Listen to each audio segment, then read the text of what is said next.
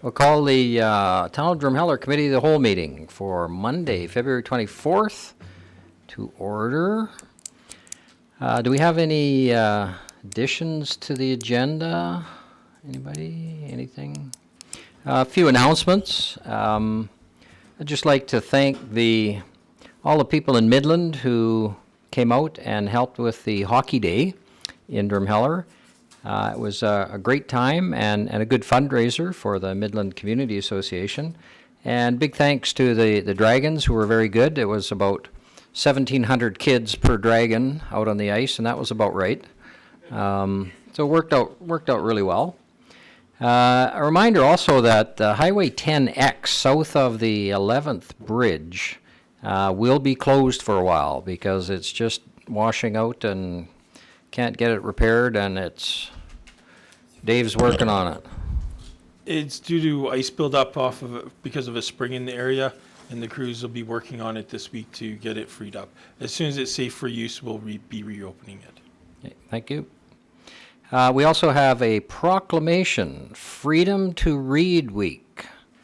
Be it resolved that the Council of the Town of Drumheller endorses the objectives of Freedom to Read Week and recognizes, reaffirms, and defends the rights of citizens of Drumheller individually to decide what they will or will not read, and calls on all residents to actively work to achieve these objectives, and in so doing ensure Drumheller continues to be a freedom to read zone in which the freedom to read and the right to seek information will not be violated. Therefore, I, Deputy Mayor Tom Zariski, proclaim the week of February 23rd to 29th as Freedom to Read Week.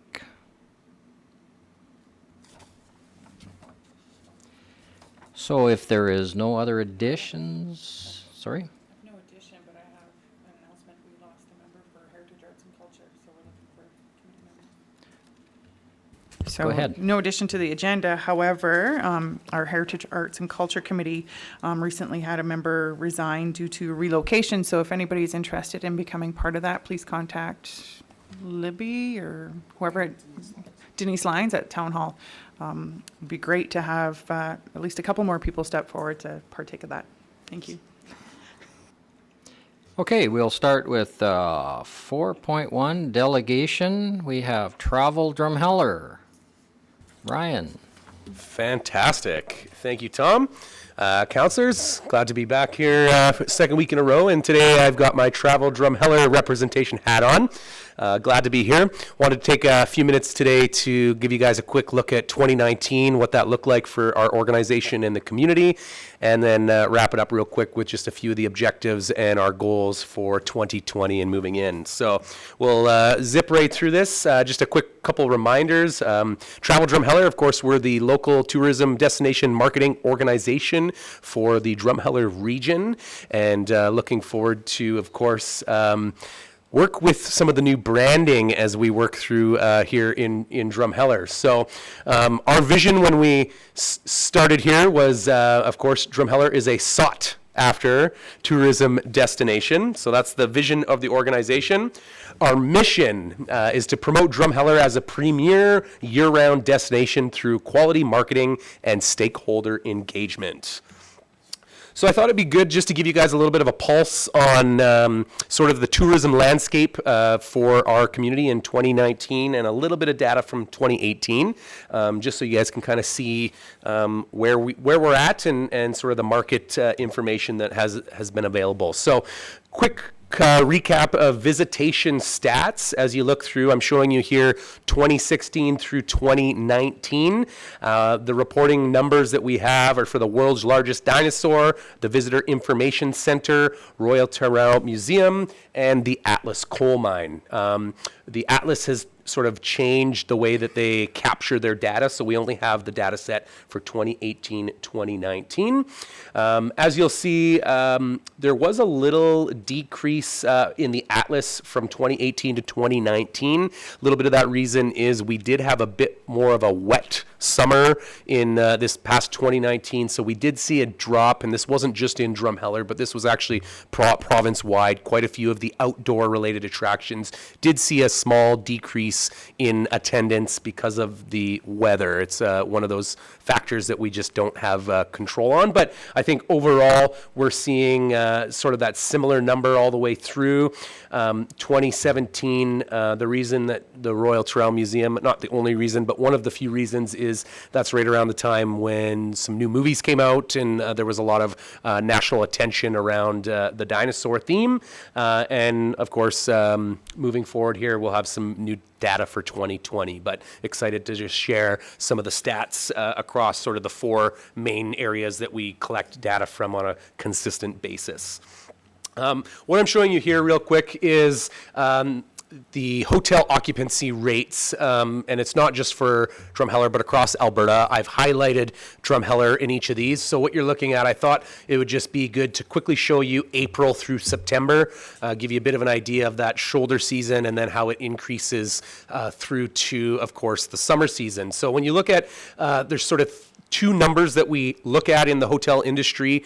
First one you're going to see there is occupancy percentage, which is showing you the percent of rooms that are occupied. And then ADR is another term that we use, which stands for average daily rate. So it's an average over the course of that 30-day period across all the hotels in the region to show you that number. So April, you can see here, Drumheller region, 35% occupancy, ADR at about $117. We move into May, we start seeing that creep up. Occupancy is moving up to 42%, $130 as an average daily rate. We move through to June. Again, now we're moving up right into the kickoff of that warm season. Everybody's coming out here. 64% occupancy with a rate of 142. We move into July, 78.4% occupancy with an average daily rate of 168. Then we move into August, 82.8% occupancy with a 169 ADR. And then we start trickling back into September where we drop down to about 45% and a 132 average daily rate. So obviously everybody does hear that hotels are full in the summertime. I can echo that is very true Friday, Saturday, Sundays in the Valley, but there is still room in that weekday business to see some increase. And that's also, we're seeing the same trend on the campground side of the business too. Airbnbs, there's a variety of other accommodation factors in the community, but of course, our hotels are the main contributors that help finance and keep Travel Drumheller afloat with the destination marketing fee that they collect and provide back to the organization. So we always like to provide and report on that data, and I don't think it's ever been shared with anybody. So it gives you just a bit of an idea of the market and sort of the fluctuation that we see month over month in those busy months. Wanted to quickly look at the Travel Drumheller website. I could spend all day going through data sets of social media and the web analytics, but I'm going to just keep it short and sweet today to high level information. So this is just looking at 2019 from January to December. You can see that we had 115 users and 116,901 new users. So we're actually seeing a pretty big influx across the board. A lot of new visitation to the website, which is good, and allows us to continue to do what the website's been designed to do, which is refer to our partner sites and local businesses and various partners in the area. So lots of stats there that I could continue to dive into, but I would encourage, if you guys have questions or would like to know more about any of the social or marketing statistics, we do have our AGM coming up at the end of March, and looking forward to obviously sharing the full plethora of statistics and data that's available. So a couple of the highlights from last year, one of our bigger campaigns that we did from the marketing team was working with CTV and Bell Media on both a May-June travel contest and then another one again for the fall season. The idea here was to create some pre-season buzz around Drumheller and the region, specifically in Alberta, that Edmonton, Calgary core, which is where we see the most of our visitation from, and put together this contest with them. And it resulted in some pretty cool results. We had a total of 3,600, or just over 3,600 entries, and kind of broke down the statistics as you can see on the screen. This allowed for, of course, some great visual advertising and marketing on the CTV and Bell network, as well as, of course, the contest giveaway, the mentions, and then the winner actually coming out and getting to experience our amazing community.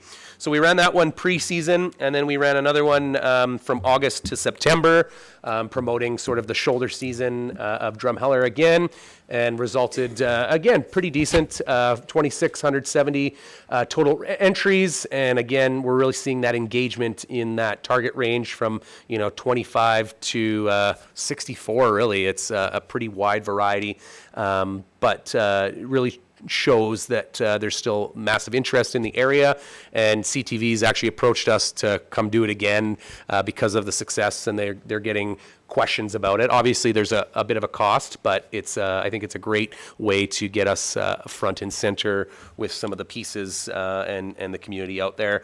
This was not just done, obviously, on their website, but through social media and a variety of other platforms from Bell Media. So really excited to sort of share the recap there.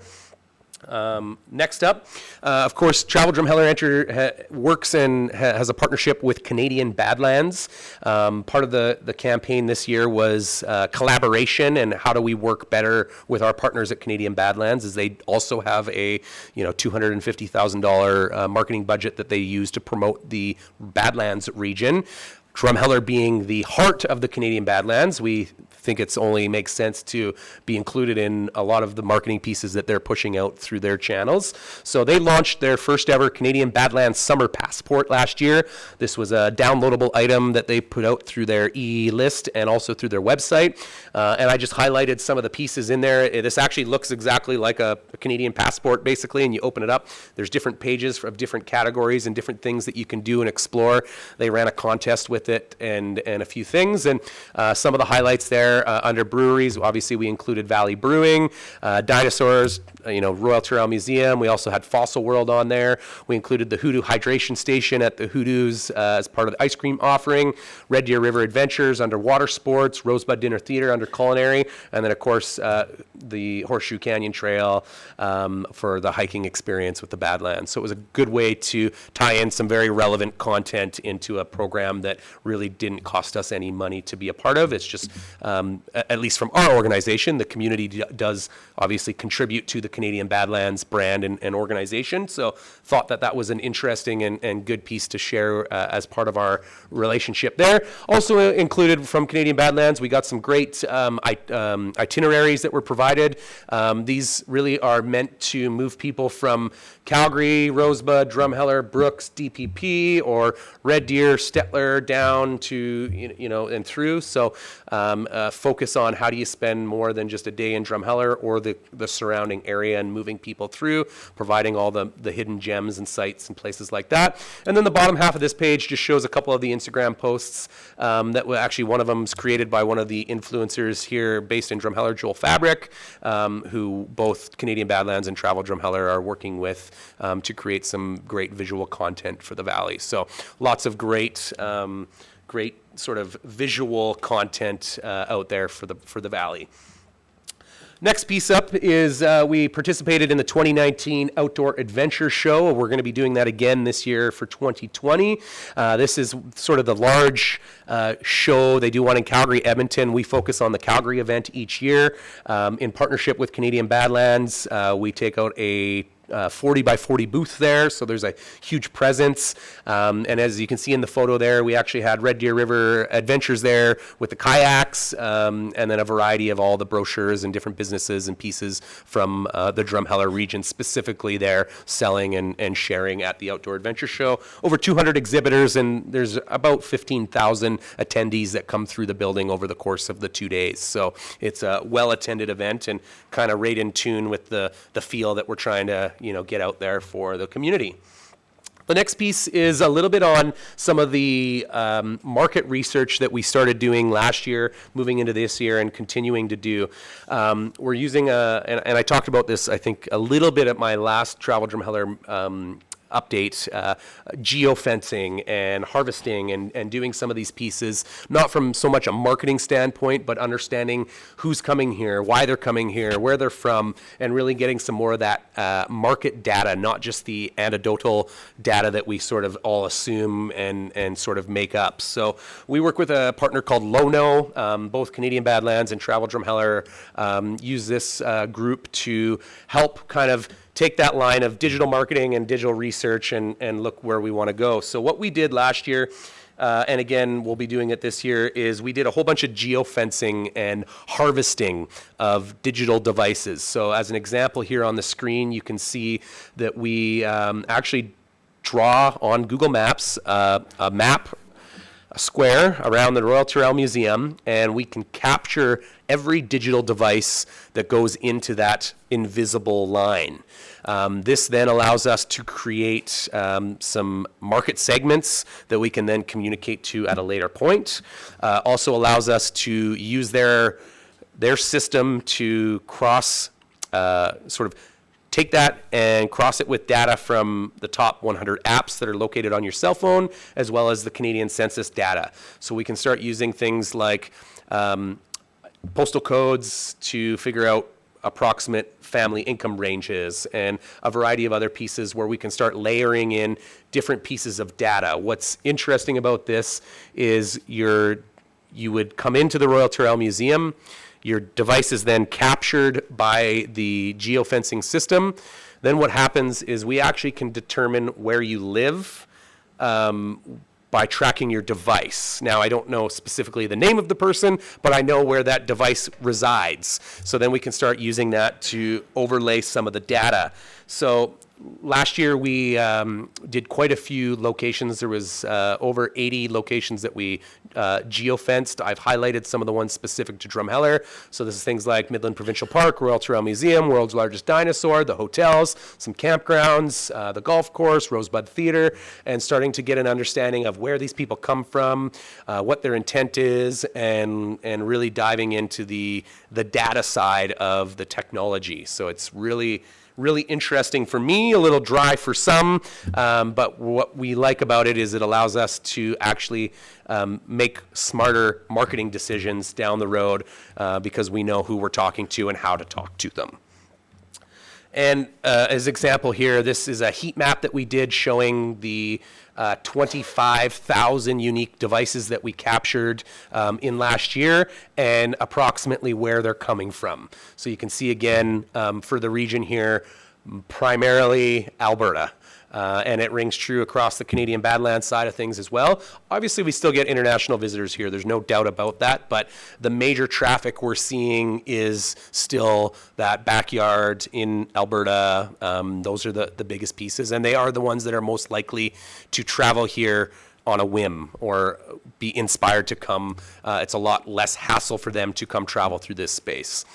Interestingly enough, just discovered in Banff, that in the off season or the shoulder season of Banff, that 77% of the traffic coming to Banff in the shoulder season is also from Alberta.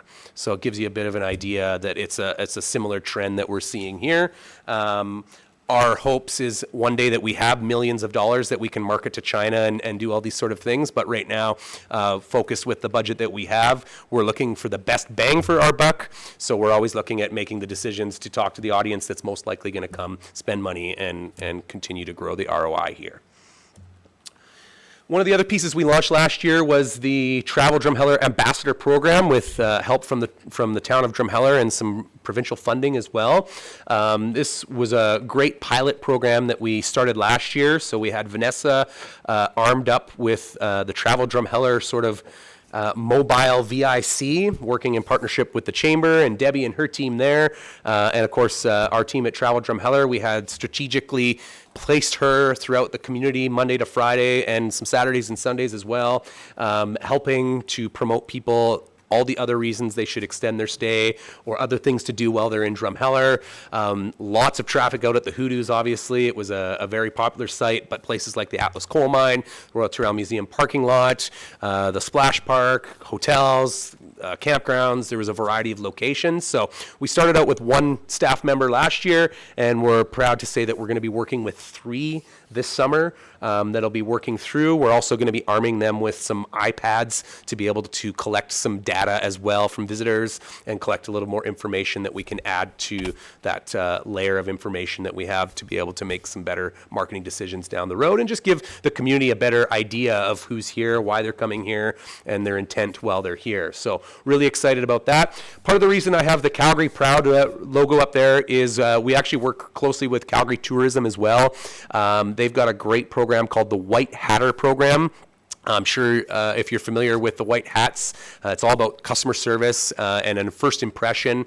Very active in the Calgary International Airport, and they actually offer a training program that we work with them to train our ambassadors through, and we're going to be looking at hopefully offering this to more local businesses on sort of that frontline first impression and how to really do that properly from a tourism and destination standpoint. So they've had some major successes, and I'm a big fan of R&D, research and duplicate. So no sense in rebuilding and spending a bunch of money that doesn't need to be spent when we've got a great program that we can piggyback and use and share with the community. So really excited to be able to own that, and it's been fantastic having Debbie Chenor from the Chamber of Commerce and the World's Largest Dinosaur on our team.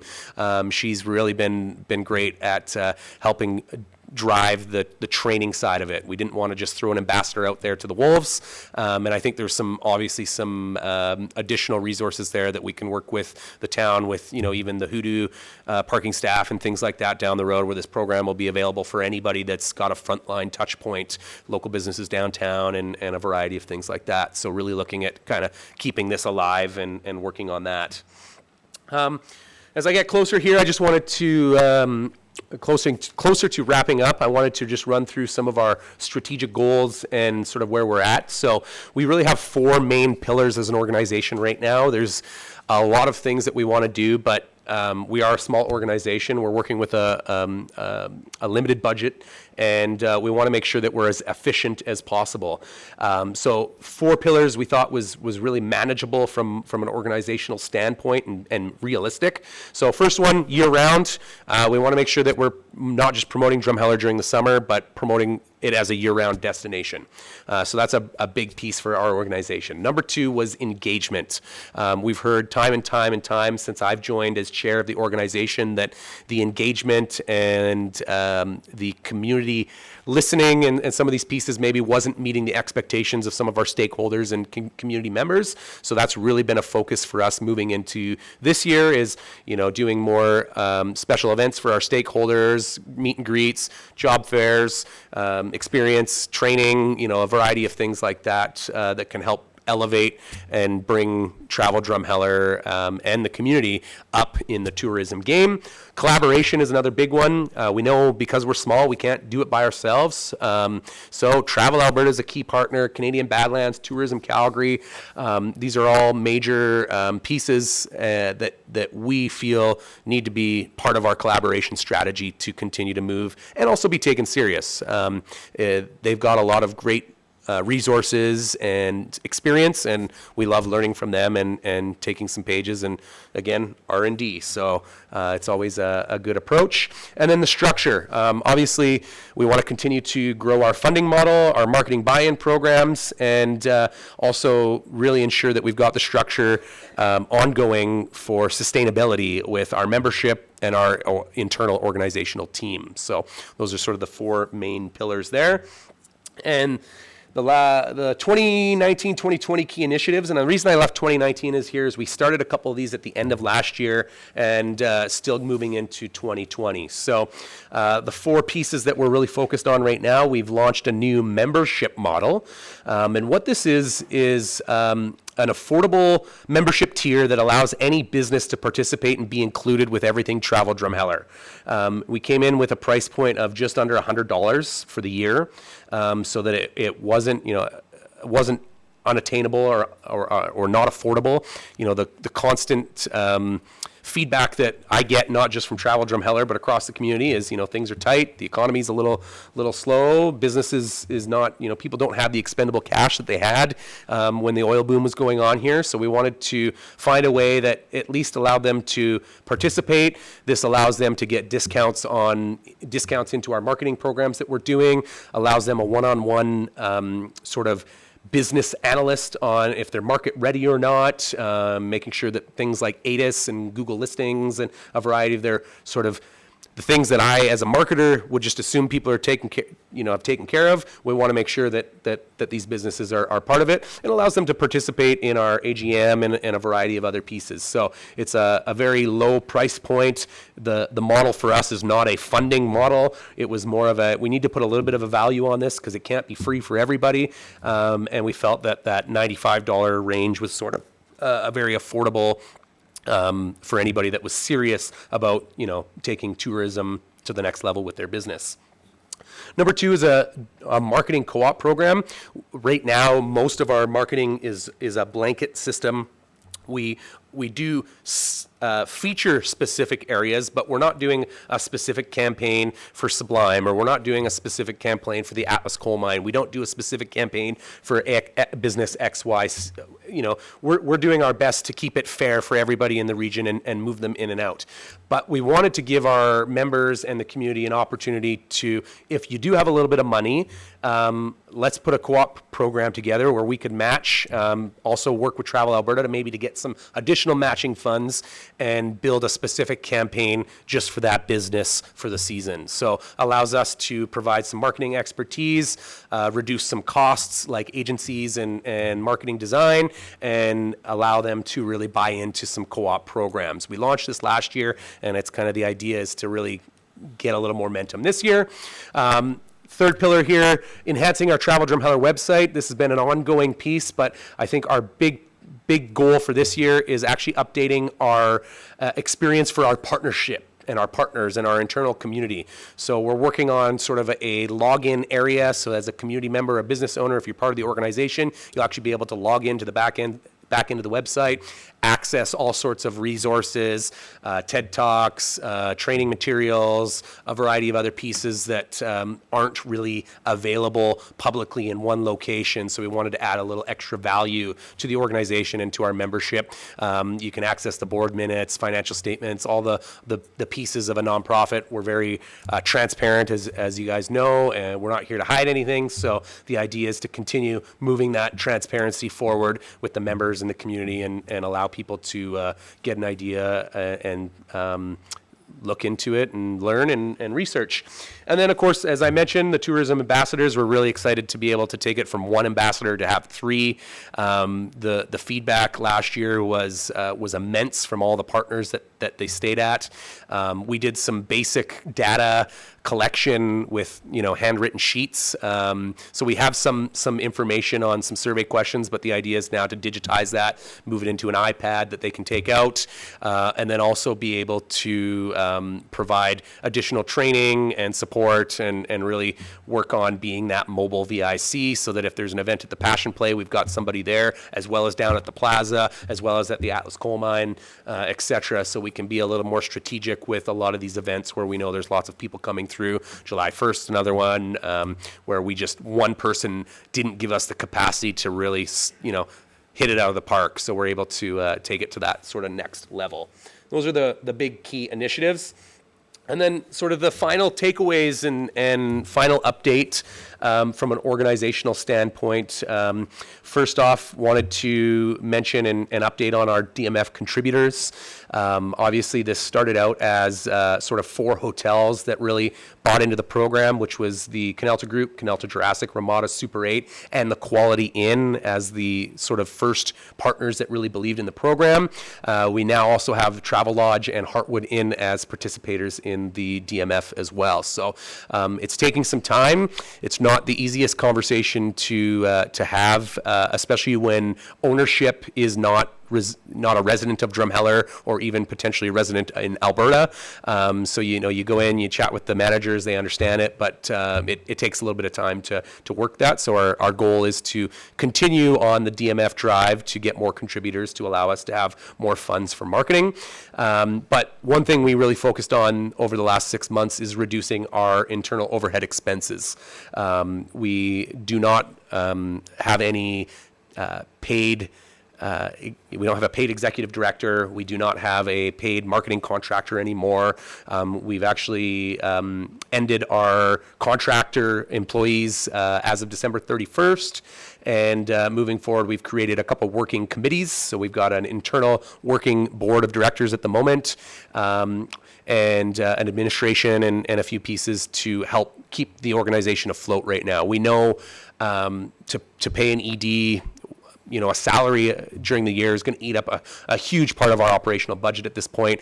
As an organization, we felt it was more important to focus on being market ready and also ensure we've got the proper marketing and communication going out versus paying somebody to do the day-to-day stuff at the moment. Our end goal is eventually to obviously get back to the point where we can have an ED or that type of full-time position within the organization. But right now, our board's got our sleeves up and we're getting back to work and really focused on bringing the organization around full circle. I think the contractors we had in place filled a void that was needed at the time, but we're committed to obviously making sure that the money coming in from our DMF contributors is being spent for what it's supposed to be spent for, and that's marketing the Valley and bringing more people here. Our membership drive, we just kicked off this new membership program. It was approved in December. We kicked it off basically January 1st. We've signed up 15 members to date, and quite a bit more interest, obviously, from the community to do this. So this just allows us really to be more inclusive with non-board members, non-funding members. There was a lot of feedback that, we just focus on the tourism businesses in Drumheller, when really this could be applied to any downtown business, any restaurant, any retail business. If at the end of the day, our bread and butter are the visitors that are coming here. So we're here to help any type of business, even if you're not paying a fee for a ticket or an experience, because it's all part of the Drumheller Valley experience. The minute they find us on the website, the minute they drive in the Valley, the minute they go to a gas station, there's so many levels that experience term can apply to. Number 3 is something that, as chair of the organization, I feel very strongly about this pillar. I think it's something that the organization was maybe a little weak on in the past, and that's tourism market readiness. We know we've got this great opportunity of people and things here, so we want to make sure that our businesses are armed and ready for the tourism season. So that's going to be a variety of things, from making sure that you've got your digital pieces, like your Google business listing has the right hours of operation listed, to making sure that you're on the Travel Alberta industry website so that your offers can go out and be promoted, to making sure that you got your social media up to date. Do you have a website? And just some of these simple questions that aren't maybe day-to-day thoughts for the businesses out there. And it allows us to just have that conversation and help support in another cause that really doesn't cost us any money, any time, or anything other than a little bit of our time to help them with. And then FAM Tour and frontline support. This kind of falls back into our ambassador program, but we're looking at obviously kicking off more FAM tours, which is basically similar to be a tourist in your own town. This is where local frontline staff can be a tourist for a day before the season kicks off. Obviously, frontline staff, very high turnover rates. You've always got new summer students. You've got new people coming. They aren't as experienced or educated on all of the offerings across the Valley. So the idea is to be able to arm them with that information and take it back to wherever their business is. And then a few other pieces. We just ran the job fair last week. Customer support training. So being able to offer things like the White Hat program and some other pieces to not just the Atlas Coal Mine or the Royal Trail Museum, but every retailer and business in the community if they're open and wanting to make a better experience. So let's kind of us in a nutshell. From a financial standpoint, we're sitting really well at the moment. We've got a little bit of a DMF carryover from last year, which was just some marketing funds that weren't spent at the end of the year. So we have a bit of a carryover. Still looking really decent into this year, probably around that $150,000, $160,000 that we can use on marketing for the community this year from our DMF partners, and really just focused with our internal Drumheller grown marketing team on doing a really fantastic job, both getting the community ready for the season, and then also making sure that we're marketing and moving people around once they're here. So that is my update from Travel Drumheller. Are you sure you're done? Don't have any more? Well, Tom, I had 250 slides, but I could go on and on. And I'm sorry, but I'm very passionate about data and marketing and branding and all these sort of pieces. I didn't even touch on social media. There were so many pieces. I was even deleting things today. So I apologize. It is a little longer, but it could have been a lot longer. So No, it was very, very well done. Thank you very much. Thank you. Questions? Councillor Garbett? Thank you, Tom. Pat was mentioning that it's Jackie Kaloffa's birthday today. Happy birthday, Jackie! And so he's in a rush to get out of here. And so I have only four chapters. I'm gonna break them down into 4 subsets each. Pat. So really professional, really quality work done by Travel Drumheller. Again, please pass along my appreciation and congratulations to all of your volunteer board. I have to say, though, buddy, hearing about the decision to go without staff concerns me greatly, because I know that passion has a price tag, and that everybody who serves is busy. And so I'll say something that I'm sure you've already debated around the table a number of times, but I worry about burnout, and I also worry about the culture that says 100% of what the partners provide should only go to marketing. And so I hope that someone's still there representing, or many voices hopefully are still representing the fact that this organization has to evolve to a point where working committees are probably unsustainable long term. And the only path forward is probably full-time staff, and that is going to require the buy-in from those partners that paying someone to do some of these things instead of asking everyone to do it on a voluntary basis is absolutely going to be required again someday soon. 2, you know full well that council often gets tagged with only being interested in tourism, as though somehow that's all we do, that you come once a year and other than that we shut down. And so, of course, nothing could be further from the truth. I do, every once in a while we have to be careful that we're not just watering the green grass. But without question, it is undeniable that tourism is an economic driver. Do you have any idea what the rough ballpark value in the economic contributions of tourism to this community are on an annual basis? If you had to put it down to how many $1 million flows through this community as a result of tourism? There is a bit of a formula that I could work on. I'm not maybe comfortable making up a number today. Absolutely. But I would love to take that back to my group and be able to provide a little bit more of a map of what that looks like. Yeah. The hearts and minds part in terms of the local population who's not directly involved in tourism, understanding if not for that, we would look like every other community along the Highway 9 corridor who's trying to find ways not to die. And we're not, right? We're flourishing in a way that doesn't signal growth in the same way that people are used to or hoping for, but we're also not shrinking, which is exactly what's happening to every other Highway 9 community. So I think it would be appropriate for Travel Drumheller to be able to clearly articulate exactly how much money is being contributed into this community's growth from tourism.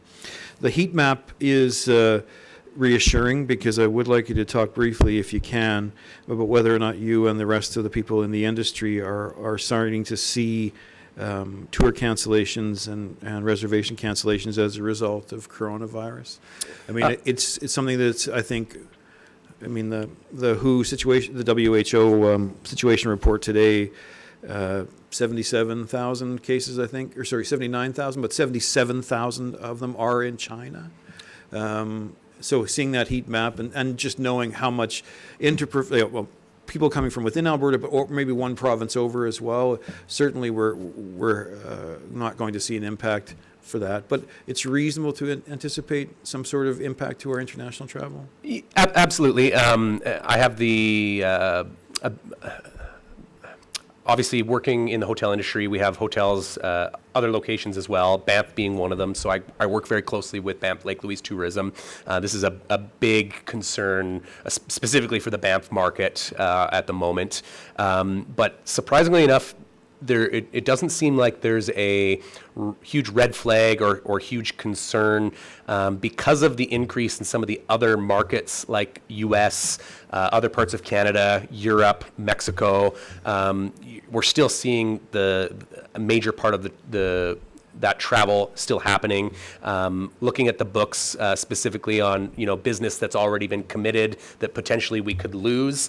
There's definitely a chunk of that China tour market specifically that is in a kind of a space right now where they don't know if they can commit, if they can travel, but nothing has been canceled per se at this point.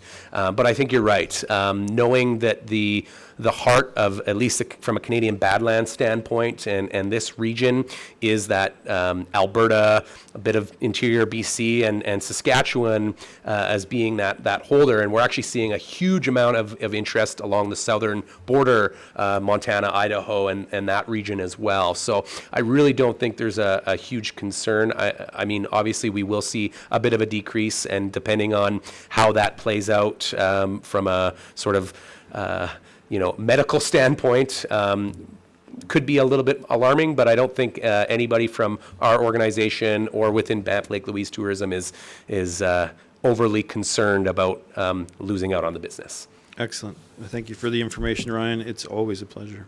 Thank you, Jay. Councillor Hanson-Zachrach. Wow, awesome presentation. I'm quite impressed, and it's really amazing to see the rebuild in progress. There's so many points you brought up that I'm just kind of mulling about, and the heat trace one I'm kind of fascinated by. So is that just Canadian data that you're able to gather? So that data set there, what I showed you is just the devices that fall under a Canadian postal code region, exactly that. So, Gotcha. Are you able to access the American? Or is absolutely. We can slice and dice the data all day long. It's one of my favorite things to do is run through that stuff. But of course, just in keeping in time today, I didn't want to show every piece, but I would love to, I can share a little bit more of an in-depth report with you guys as well that breaks down a whole bunch more very interesting data. No, I personally would love to see that. So on that vein, did you notice any correlation between advertising compared to epicenters of amount of visitorship to the valley?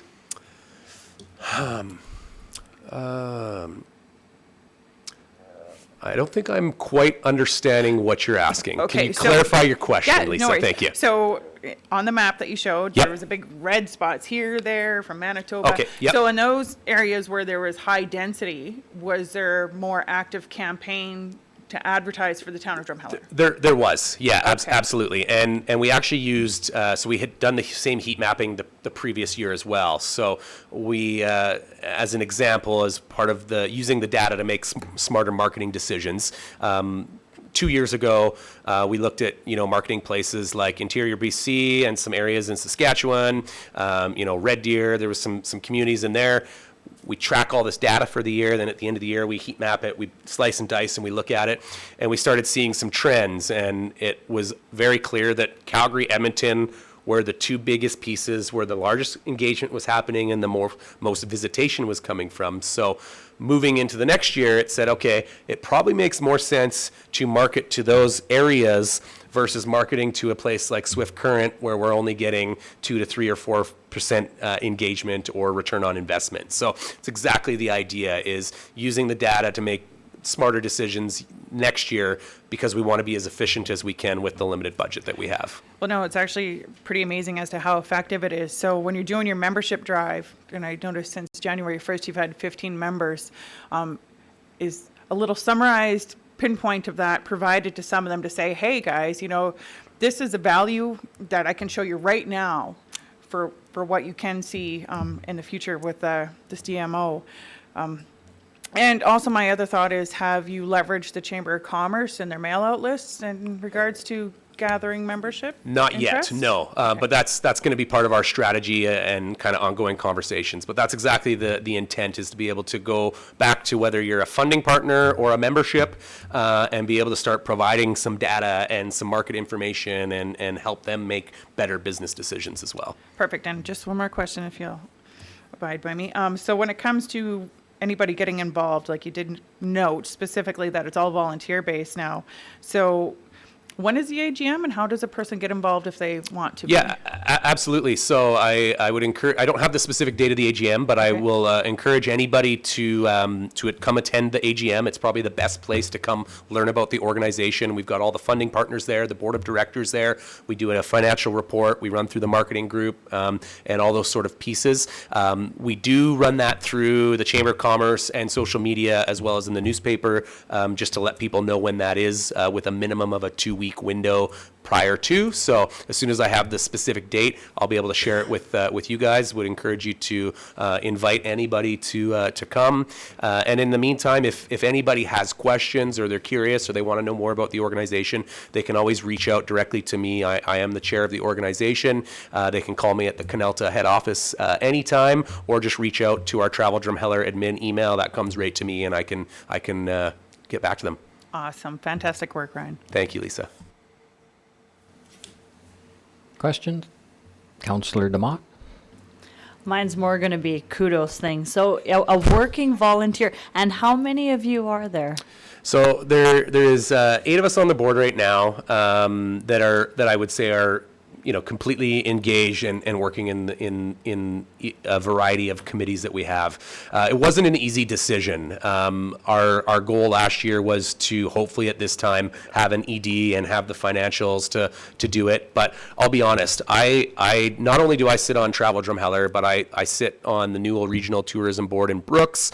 I participate in Cochrane Tourism. I participate in Drayton Valley Tourism, and I kind of see the DMF landscape. And I'm not going to lie, it's not easy to get contributors that aren't bought into tourism and that mindset to contribute their DMF collection to an organization. And it isn't just a Drumheller problem. It is every tourism organization, probably in the province, has these same conversations and hurdles and pieces. So I'd love to say that we have an ED, but we don't. And it was a bit of a back and forth with our group, because as Jay said, we don't want burnout. We don't want people to disengage. This isn't a long-term organizational structure, but it was the short-term decision to be more effective, get us back to that rebuild, and get the confidence back in the organization locally, so that we can start having more revenue conversations.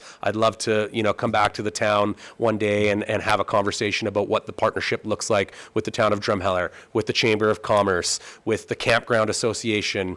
I'm happy to say that we've got Devin DeKaiser as kind of the champion of the campgrounds as part of our organization, and the goal there is to have further conversations on what that looks like to have them be more involved with us down the road. So definitely there's a few ideas on the table. It's just going to take a little bit of time, and unfortunately It just didn't happen quite yet, but it's definitely the long-term plan is to get back into a place where we've got full-time staff to be able to handle the day-to-day operations. It is going to be a bigger beast as we continue to grow and we get more partners and we get more projects on the go. And I have a full-time job. I'm thankful my business is very invested in tourism and is okay with me spending a little additional time at the moment. But I know from my organization as well, they don't want me working on Travel Drumheller 40 hours a week. So we want to make sure that we've got a sustainable model moving forward. So. Well, yeah, and so for 8 of your like you guys are doing absolutely amazing. Like to see, I love the pictures that you put on Instagram. Everything is just, it's amazing. So great job. Thank you. It's all the team. Thank you. Other comments? Councillor Makawecki? Ryan, it's all been said by everybody else, but I'm going to say it again. I'm impressed the way that you use the informatics and to enhance our valley and the visitors in our distinction as a world destination. I think it's great. Congratulations to your working board. Again, don't burn out. Jay said it all. So did the rest. I'm curious. What are you hearing are the reservations for not jumping on board? Is it a bad taste from the past? Is it we don't see or doing a value? What is it? It's a little bit of a combination of a few things. I think obviously there's the negative history of DMF and that collection, especially around how it was originally rolled out as a mandatory program. The past is the past. We're not worried about what happened yesterday, but it does come up. There's also a few of the hoteliers where there's a bit of a disconnect. You've got a local manager that they get it, but they're maybe not completely convinced, and then they're not having that confident conversation with the ownership. A few of the ownerships are not. English isn't their first language, so there is a bit of a language barrier when you're trying to have these conversations. And there's also a misconception about DMF collection in Canada right now. Everybody, from a consumer standpoint, is under this understanding that it's a voluntary fee, that if I as a consumer don't want to pay it, I don't have to, and the hotel should have to refund me for this fee. But in fact, it's voluntary for the hotel to participate, but once a hotel has participated in the program, it is mandatory for them to collect that on all rooms across that program. So there's this misconception. There was some news articles that continually show up every 6 or 8 months, talking about the evil DMF tax and these sort of things. And it's really our job now to educate people on how it works, how it's properly used, because there are guidelines from the Alberta Hotel Lodging Association on how the funds should be used. And it's not like it's just a free-for-all. There's rules, regulations, and pieces to follow with this type of funding. So it's a little bit of a combination of a few of those things. Anyone else? A couple of comments from me. First of all, the heat map thing, Yes. we used to call that Big Brother is watching. Back Brother's always watching and listening. back in the day, but then I'm kind of old and it's a digital world. I was a little bit disappointed in the Atlas numbers. And I think one of the hopes that we had was when we instituted our Hoodoo pay and play, and had people there basically promoting, the valley and handing out information and telling people, oh yeah, just down the road is the Atlas, that we'd maybe see a little bit of an increase in that. So I'm a little bit curious about that one. I could make a couple comments on that one. I think there's a huge opportunity to help properly train the Hoodoo staff from our standpoint, to arm them with the right resources to properly promote and move people through. I think it was hey, you should do that while you're down there, more of a secondary approach, because their main goal is to obviously collect the fee from the people parking there. But I think there's an opportunity there to make and do a better job. The second half of my comment would be my understanding from the Alice Coal Mine is they're actually very happy with the statistics that they have. In comparison, when you compare it to World's Largest Dinosaur and the Royal Trail Museum, the Atlas Coal Mine hours are not nearly as robust from month to month, weekly, and the Atlas isn't even open in the wintertime, right? Where the Royal Trail Museum has that year-round traffic. So it does change the data set just a little bit. I have heard that the provincial government is emphasizing tourism, wants to build tourism in the province.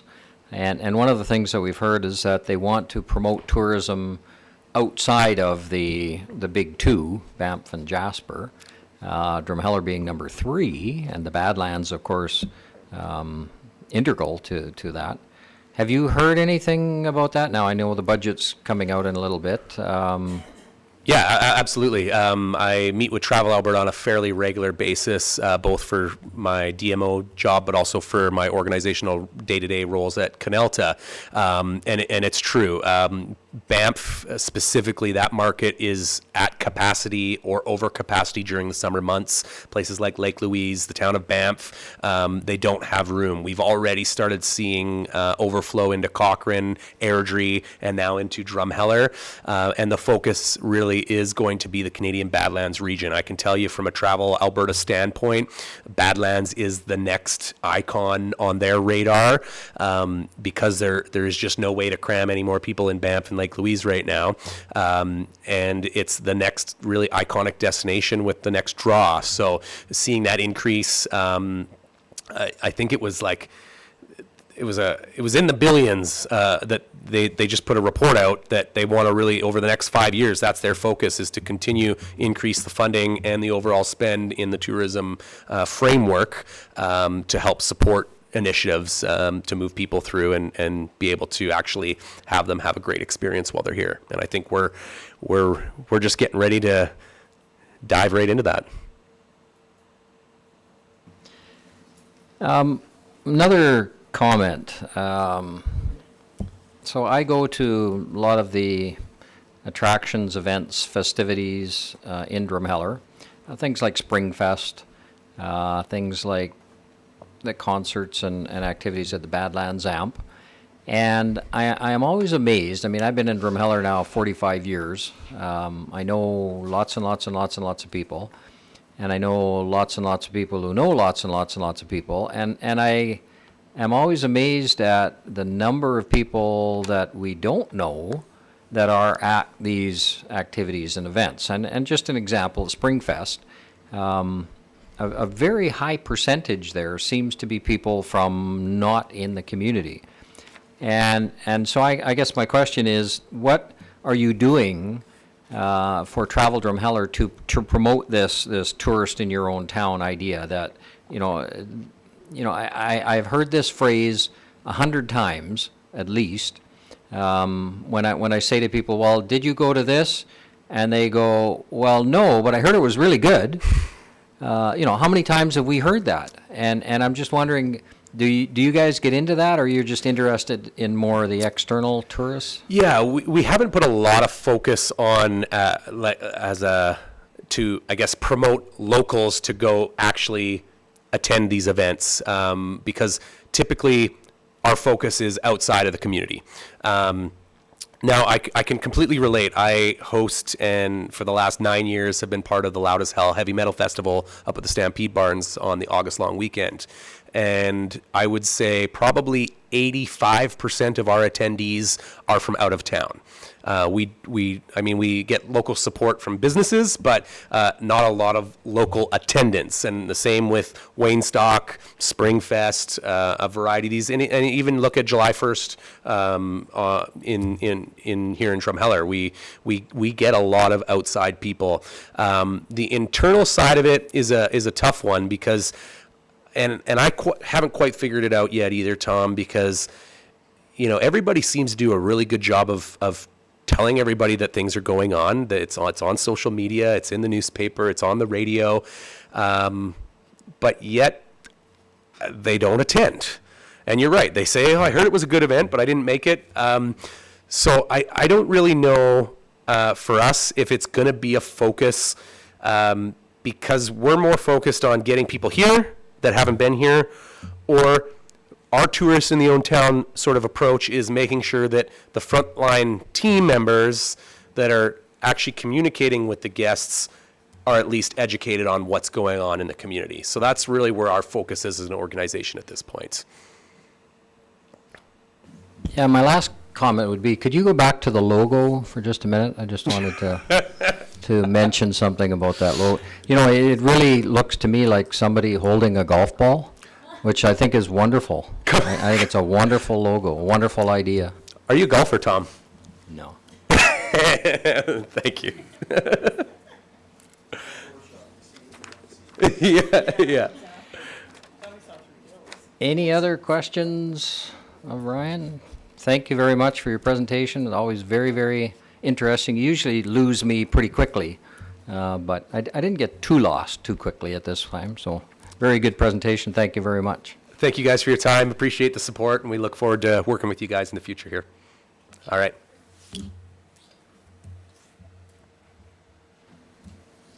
So we'll move to agenda 4.2, Big Country Primary Care Network.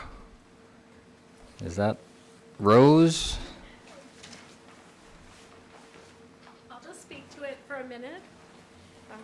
Unfortunately, I'm just getting my voice back. Unfortunately, Amanda Panisiak is not available tonight. There was just a bit of a misunderstanding about the schedule.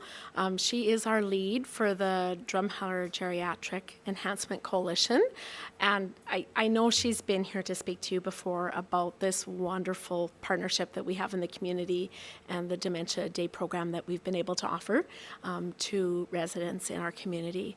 It has been really successful. We had a 10-week program which was amazing and well attended, and we are set to start here in March the 5th, so a week Thursday.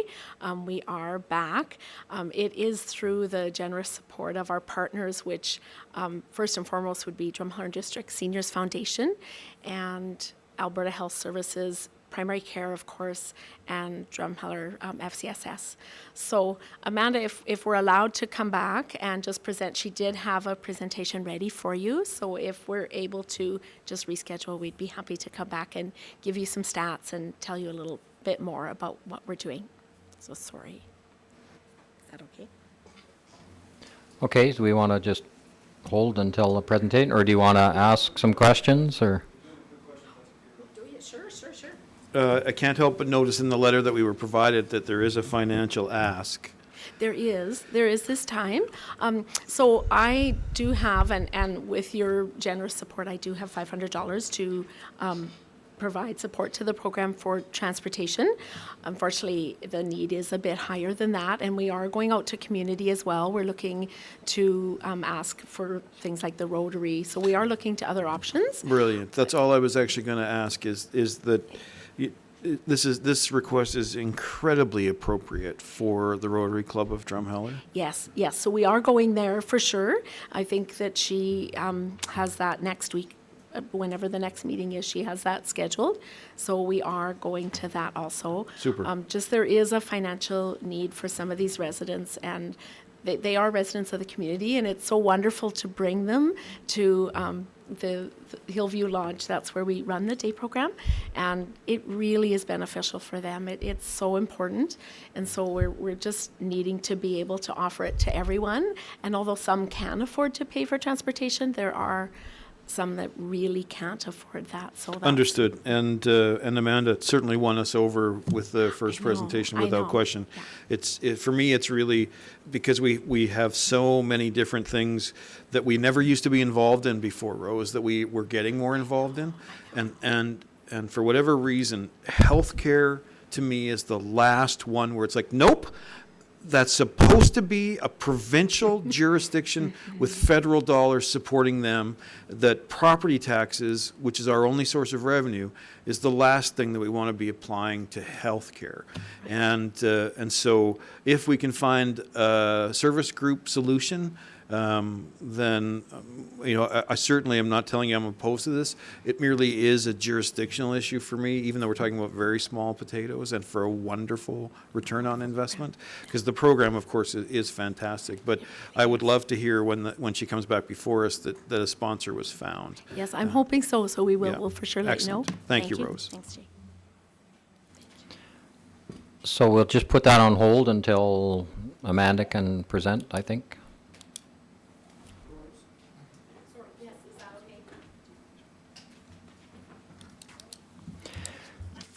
So, next on the agenda, we have 5.11 quarterly report, CAO report.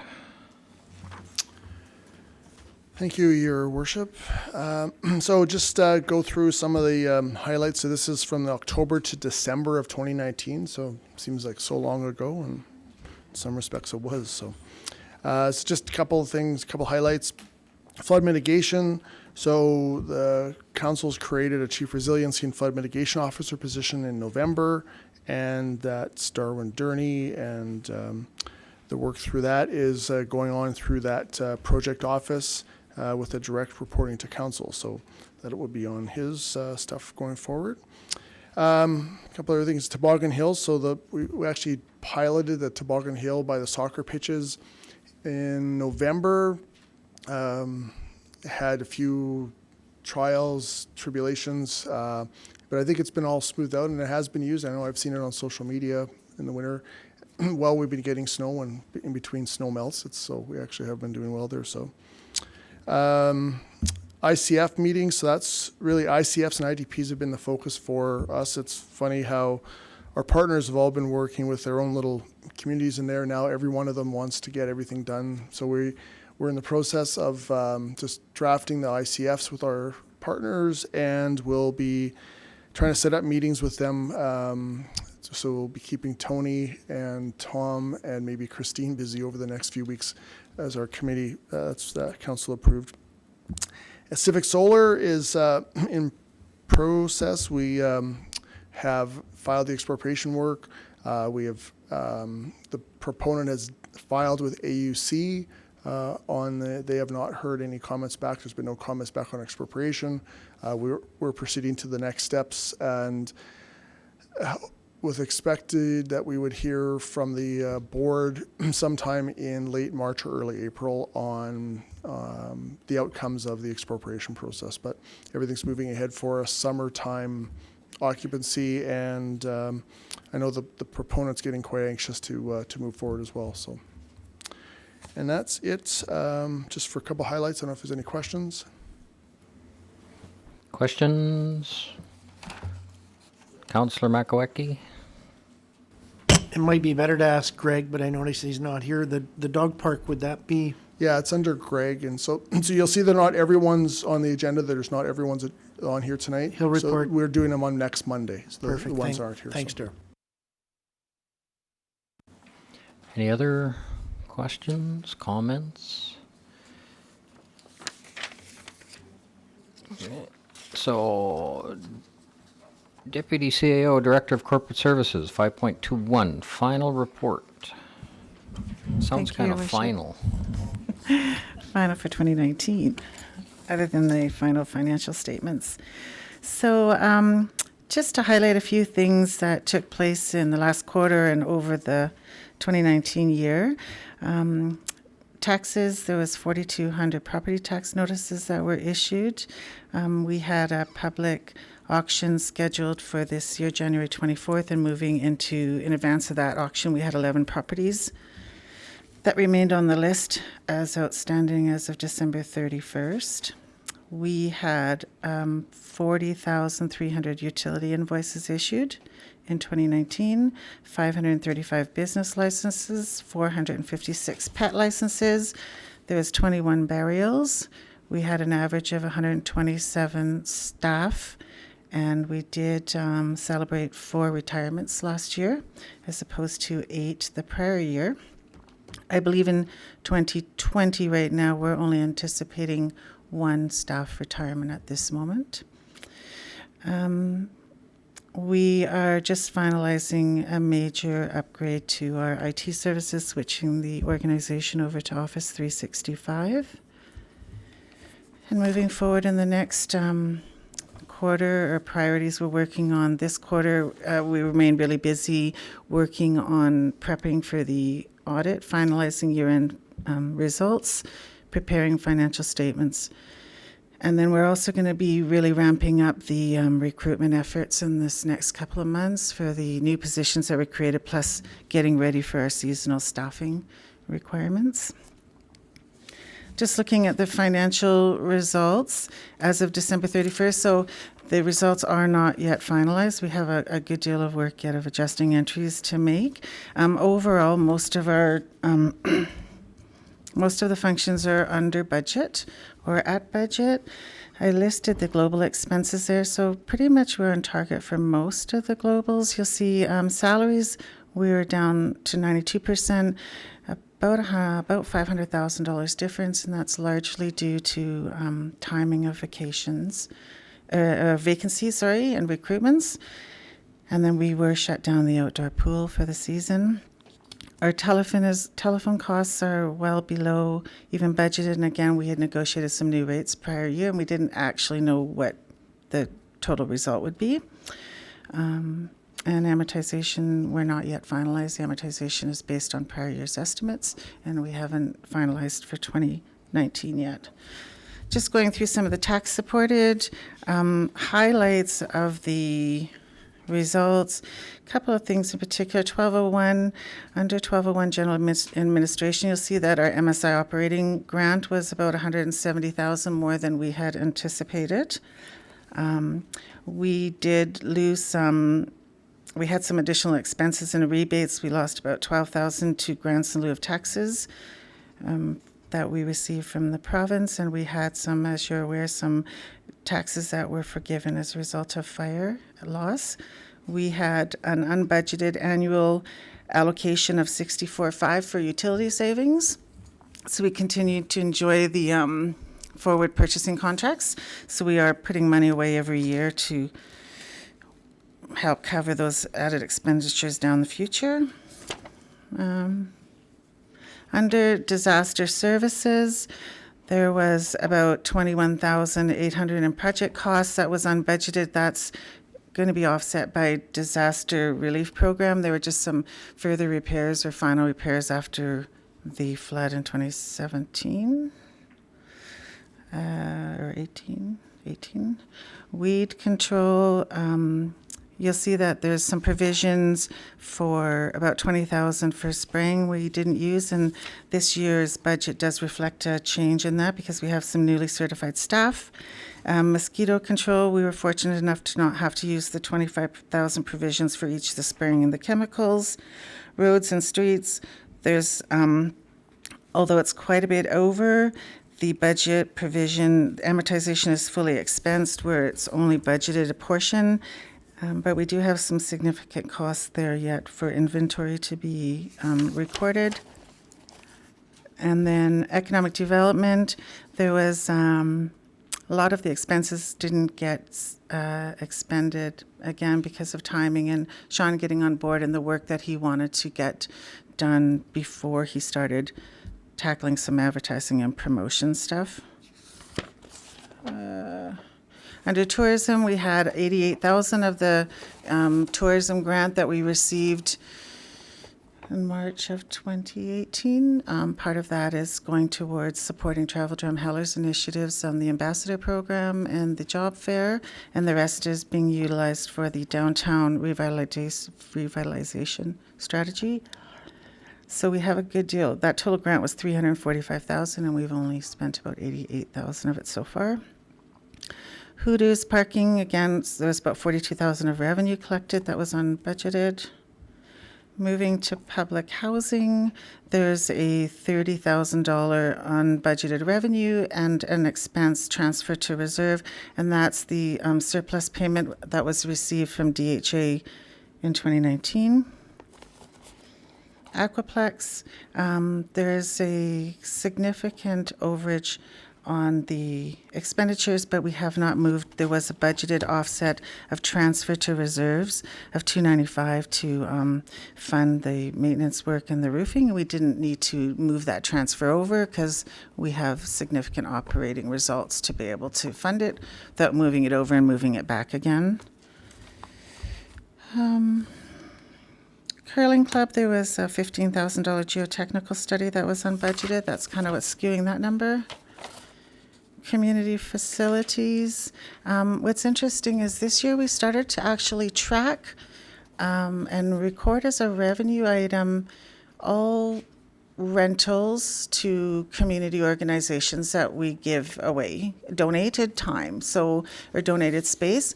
So it's tracked as a revenue item, and then it's offset as a donations to other organizations as an expense. So it's a complete wash, but it's to be able to capture how much is being donated with the intention eventually to draft letters to those organizations each year that you enjoyed X number of dollars worth of rental space. Interestingly enough, we budgeted $10,000 and it was $28,000 worth of rental space that was donated last year. So we're just totaling up that information to see by organization who's using it. But it was really important to us to capture this for not only to support how we, those comments, we don't do anything for organizations, because we absolutely do. And also, every one of those free meeting rooms have to be serviced by the BCF staff. And so when we're looking at cost recovery information and whatnot, it was doing a disservice to the BCF function by not calculating how much is being supported in that manner. So, in the near future, we should have some really details of that, of who's actually enjoying that space. Moving over to utilities quickly. Water administration, revenues are under, but I just mentioned in the notes that irrigation and flooding, hydrant flushing hasn't yet been recorded, and those are quite substantial dollars.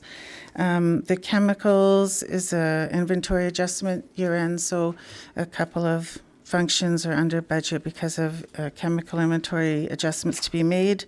The raw water reservoir shows 869% over budget. That is because the cleaning of the raw water cells were originally budgeted as a capital item, but it is actually a maintenance item.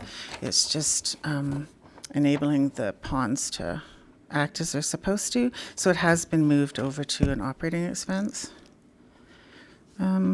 Purification, again, $95,000 under budget for chemicals. It's a chemical adjustment that would need to be done.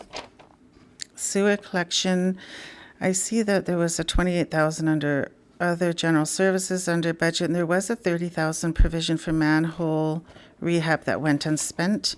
I'm assuming partly that would be, again, timing of recruitment with our utility manager, and some of the planned R&M projects didn't get done last year because of that.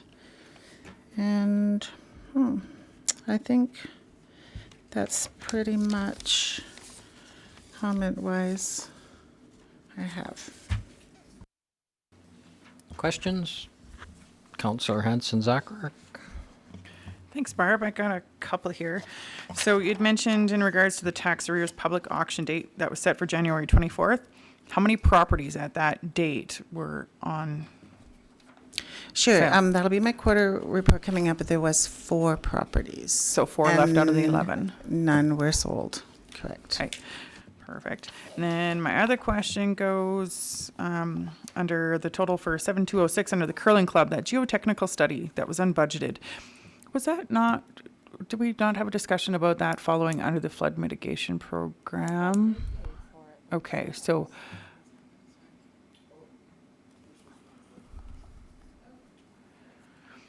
Okay, and then just a random question, I guess, about the manholes. Can somebody elaborate on that a little bit? Is this to replace the City of Calgary manholes we have in the town of Drumheller? Manholes, like any asset, age and deteriorate over time, so maintenance and basically repairs are needed on them. Each sanitary sewer is actually a pretty harsh product for concrete. So every municipality has a program of just maintaining and updating the manholes. It's not a replacement, it's literally just repairing the barrels. In some of the older communities where there's brick, it's lining the brick so that it's not deteriorating. That's what that program is. Last year, because we didn't have a utility manager for pretty much all of last year, it simply didn't get done last year, even though it was budgeted to, simply because of workload issues amongst the staff. Perfect, okay. I just needed that clarification because in my mind, I was thinking the covers, not the actual basins themselves. Thank you. Yeah. Questions? Councillor Garbett? Thank you, Tom. Barb, you know I love a bottom line. So everything I realize is prefaced with the phrase, these are not finalized. The bottom line on the operating side for the town of Drumheller is a plus or minus 443,000 and change at the moment. It's a surplus. So now would be an excellent time to talk about where that money goes. So we allocate money, I mean, there's transfers to reserves that are actual line items that occur on a regular basis, right? Transfers, no. No? Sorry. Typically, the only transfers to reserves that happen throughout the year would be any off-site levies that are received, any surplus funds received from DHA, and the utility savings expenditure going to reserve. So those are the ones throughout the year. And then at year end, once final results and there is a surplus, that surplus is allocated to reserves based on the capital financing strategy. Thank you. Excellent. So this money is, I mean, it is surplus at the moment, but it is absolutely accounted for in terms of this is how we fund the specific surplus, reserves, of which we have 12 to 13, correct? Yeah. Excellent. As always, I appreciate the level of detail and the clarifications along the way. The report this year is better than ever in terms of detailing why we're over here and why we're under there. And so long as we stay within the parameters, I'm generally comfortable with that. And then you threw me right at the end with the BCF rental issue. Council's been absolutely clear from the day the place opened that everybody pays. Everybody pays. So to find out that we're giving away free rental space, I was always under the impression that we didn't charge when we considered it to be an internal function.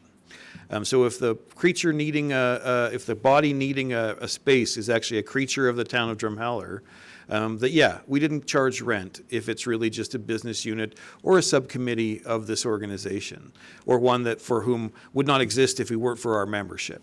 But it's actually news to me, and I'm curious if it's news to the rest of you, that there would actually be organizations outside of that parameter who have been given free rental space, because the argument's always been everyone's worthy. Everyone has a plausible explanation as to why they shouldn't have to pay. So the answer is everyone pays. To hear that we've departed from that is news to me. I'm curious if it's the news to everyone else. I think it has to do with the meeting rooms, not like the convention space. So we've had organizations. Rooms are rooms. No, but we've had organizations that met in the old town hall here, right, regularly, and they didn't pay anything. And I think we kind of grandfathered them in over there, that they could get a meeting room over there and not pay anything. So That I would be can't my wait to see what that understanding. list is, what the groups look like, because everybody else, where are you at on this? The only one that I know that meets in there, like myself, was the Library Society, but that would be a vein. But I haven't personally seen anyone else go in there. But yeah, news to me. Well, Citizens on Patrol meets there, Valley Bus. Do they meet at BCF? Okay.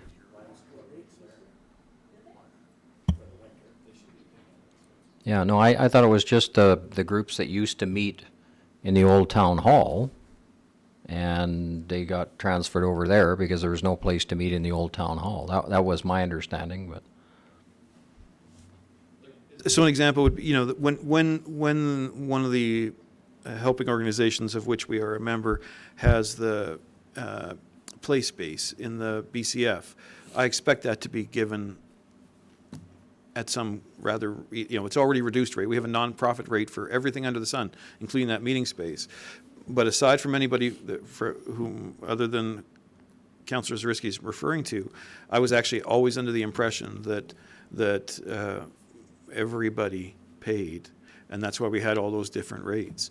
And I was recently educated to the fact that now even those internal meetings are required to shift money around and pay, I would hope, the reduced rate to rent that space. So, yeah, when do you think we might see that report?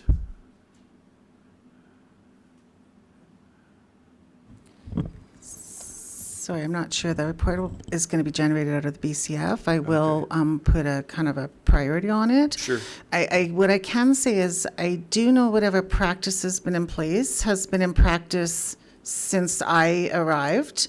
I really wanted and pushed to get it recorded because it was troubling me when I said I would hear organizations say we don't do anything for them. And I thought it was really important to be able to publish that so everybody understands if the practice continues. Plus that is, contributed asset or donated time that they could use that value when they're applying for grants and whatnot, right? That's a value that we contribute. So yeah, I was really actually rather shocked myself what the value ends up being, but we'll get that information to you as soon as we possibly can. And certainly much more, it will be a blend of corporate services and Darren's responsibilities, but I think we obviously need to revisit this from a policy standpoint. Any other questions of Barb? Sorry, I did have one more. Go ahead. The raw water reservoir, when that was reclassified as operating, Barb, did we still, though, for 2019, I realized that the utility operated things operated at a loss. We're not a true cost recovery yet. We're moving ever closer there. But so even though you had surpluses in other areas to offset what the extreme cost of the raw water reservoir work that was done, wouldn't it be better? Help me understand why we're still not transferring from capital, where some of that money is grant and some of, if it was 100% reserve, then I get why we wouldn't just steal from Peter to pay Paul. But if there was any capacity from our capital financing strategy for that operational work, or rather capital work, why wouldn't we have wanted to move money over and show even more surplus on that utility side? Okay, so with utilities, we never use any of our standard grants to fund anything. It always comes out of reserve or water specific or wastewater specific grants, because all of the calculations on rate of return and all of that factors into the rate. We don't want to use we're not allowed to make money on any grant funding or utilize that in the calculations of rate if we use grants. So we don't want to ever use our MSI or anything like that. So it does all come out of reserve fund. And this year, actually, water right now, I'm not finalized yet, but right now water is in a surplus position, even with that $150,000 operating expense that wasn't planned for. But simply because we are in a surplus, all I would be doing is moving it from reserve to funded, and then at the end of the year, moving it right back. Good answer. Makes perfect sense now. Thank you very much. Any other questions? Thank you very much. Do we want to take a 2-minute break, 3-minute break, 4-minute break? 4-minute break.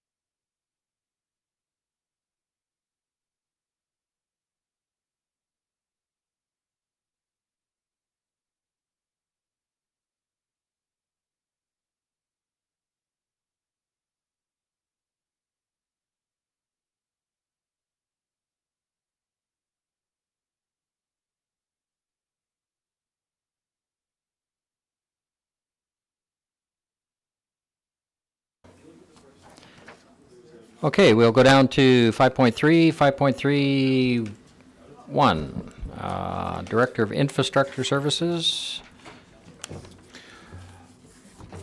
Okay, I'll just do a quick overview of what was submitted on the quarterly report. So the health and safety data, we only had 4 incidents reported in Q4, 2 first aids and 1 incident, 1 accident. Staffing wise, we were well staffed, except we were missing 1 seasonal during that period that we've since filled.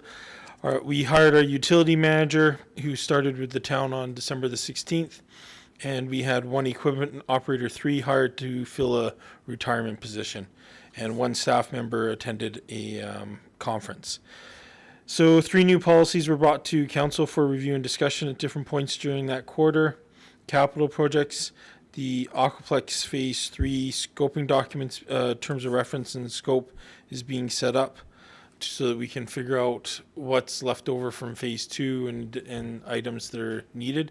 Once that's ready, that'll be brought for discussion to council, probably to a cow session.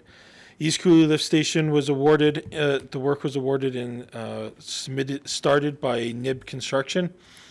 That is on schedule for completion at the end of March, though there were some delays last year due to weather and to getting construction submissions and submittals finalized in that, so that's all being dealt with, but they are on schedule. Street improvement program for 2019, the documentation was finalized and completed and final payments made. A work list was discussed with MP for the 2020 program, and we started identifying those locations and started developing that program. The HVAC assessment, which was ongoing for the water treatment plant, wastewater treatment plant, a report was submitted and reviewed. Items that we could afford to do out of the operating budget items and capital budget items that existed last year, we identified and started doing up specifications for. Additional capital work will be requested in the 2020 capital budget to address the other outstanding items that were identified in that report, so that'll be coming in the capital budget submission.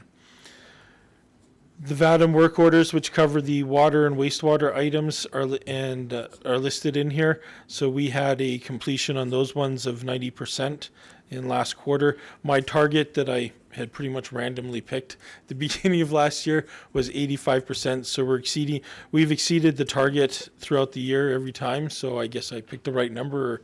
We're doing a really good job.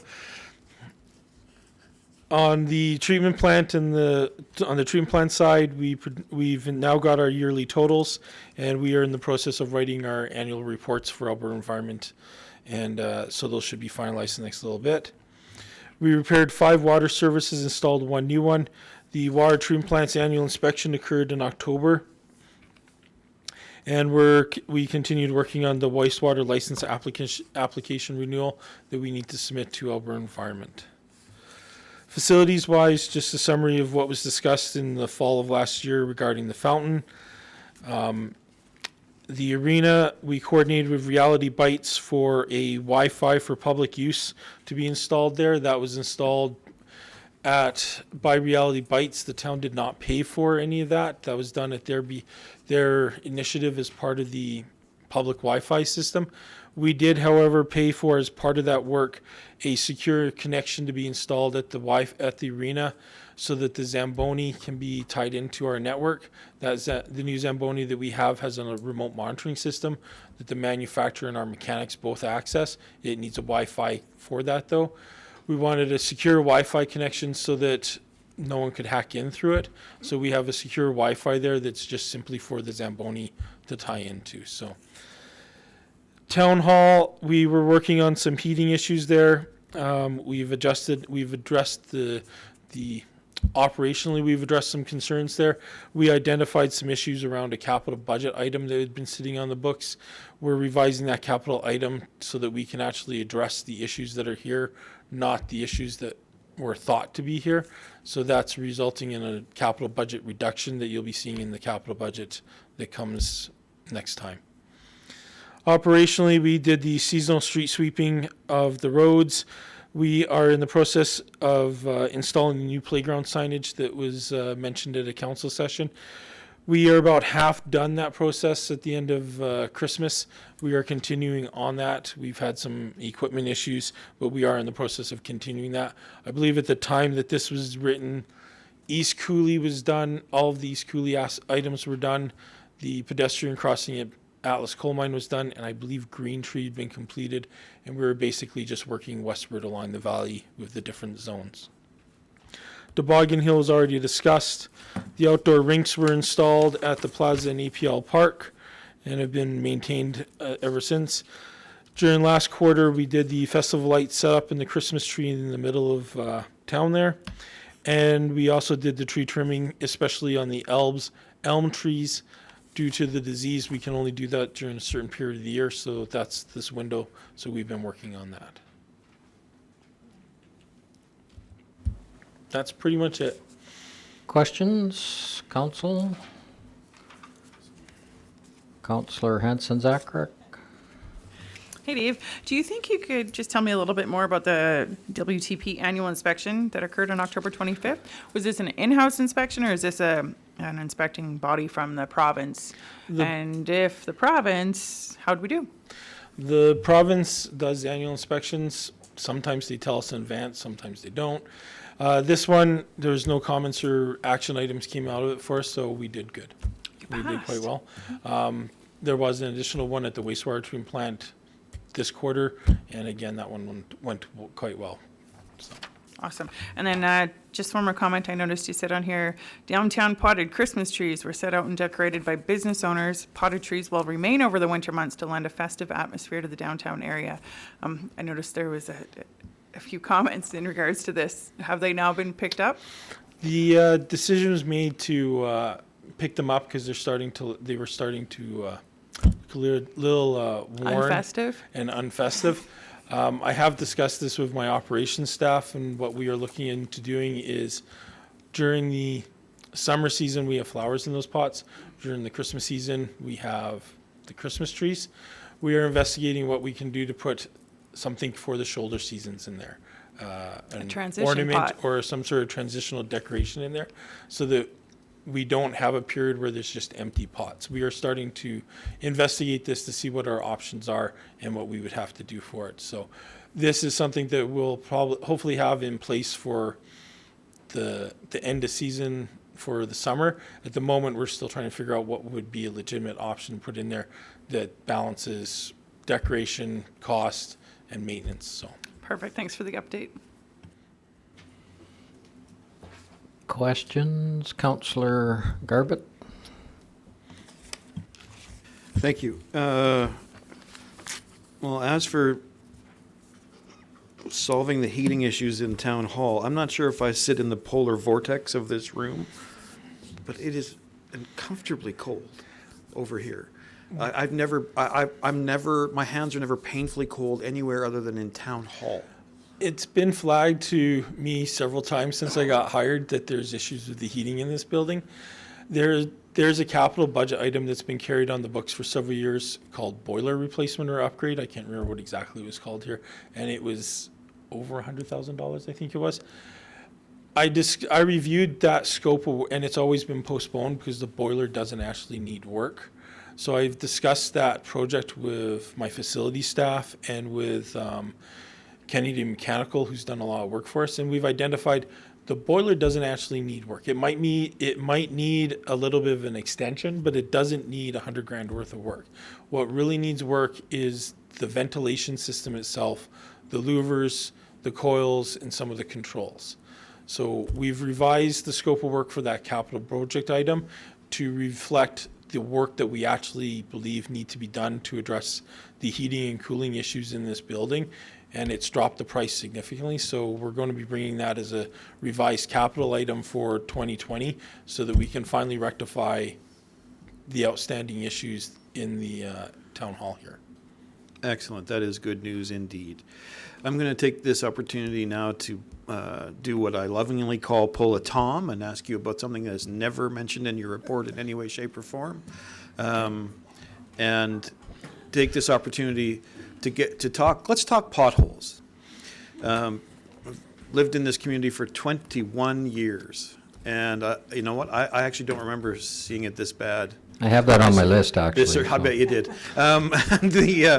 This early and man alive. I mean, it's dodging them at practically every. So I understand we of course have a network of provincial highways that run throughout our community for which we are not responsible, but nonetheless, we will definitely bear the brunt of the community's outrage. But even in our own residential areas, it's starting to get a little ridiculous all early. So is it in fact going to be an unusual year for potholes because of what we've experienced weather-wise?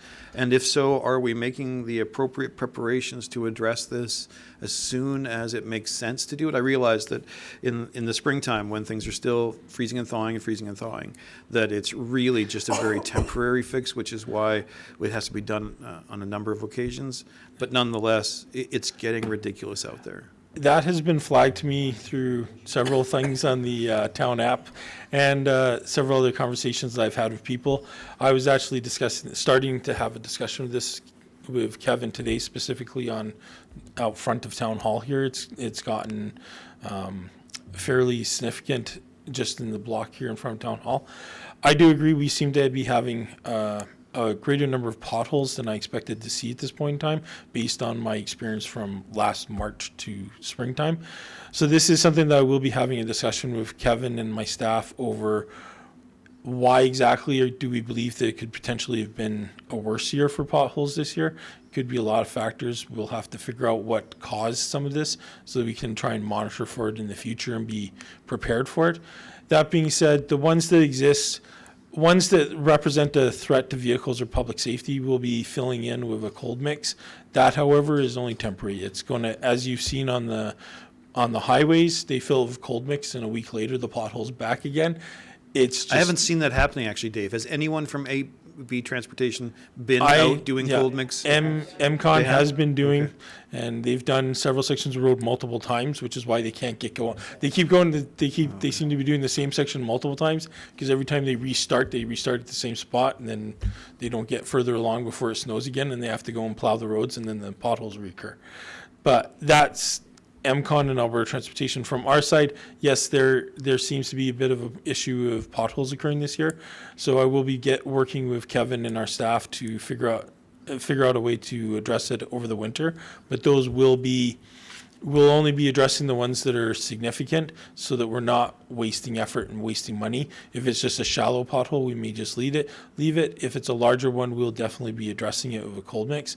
But we will be having to do a fairly good repair program, and that may have an effect on just how much we do on our street improvement program. If we find a lot of potholes, we may need to account for some of that in our SIP program rather than through a pothole repair, because they may have become significant enough to require a more larger patch than what we would normally do through a pothole item.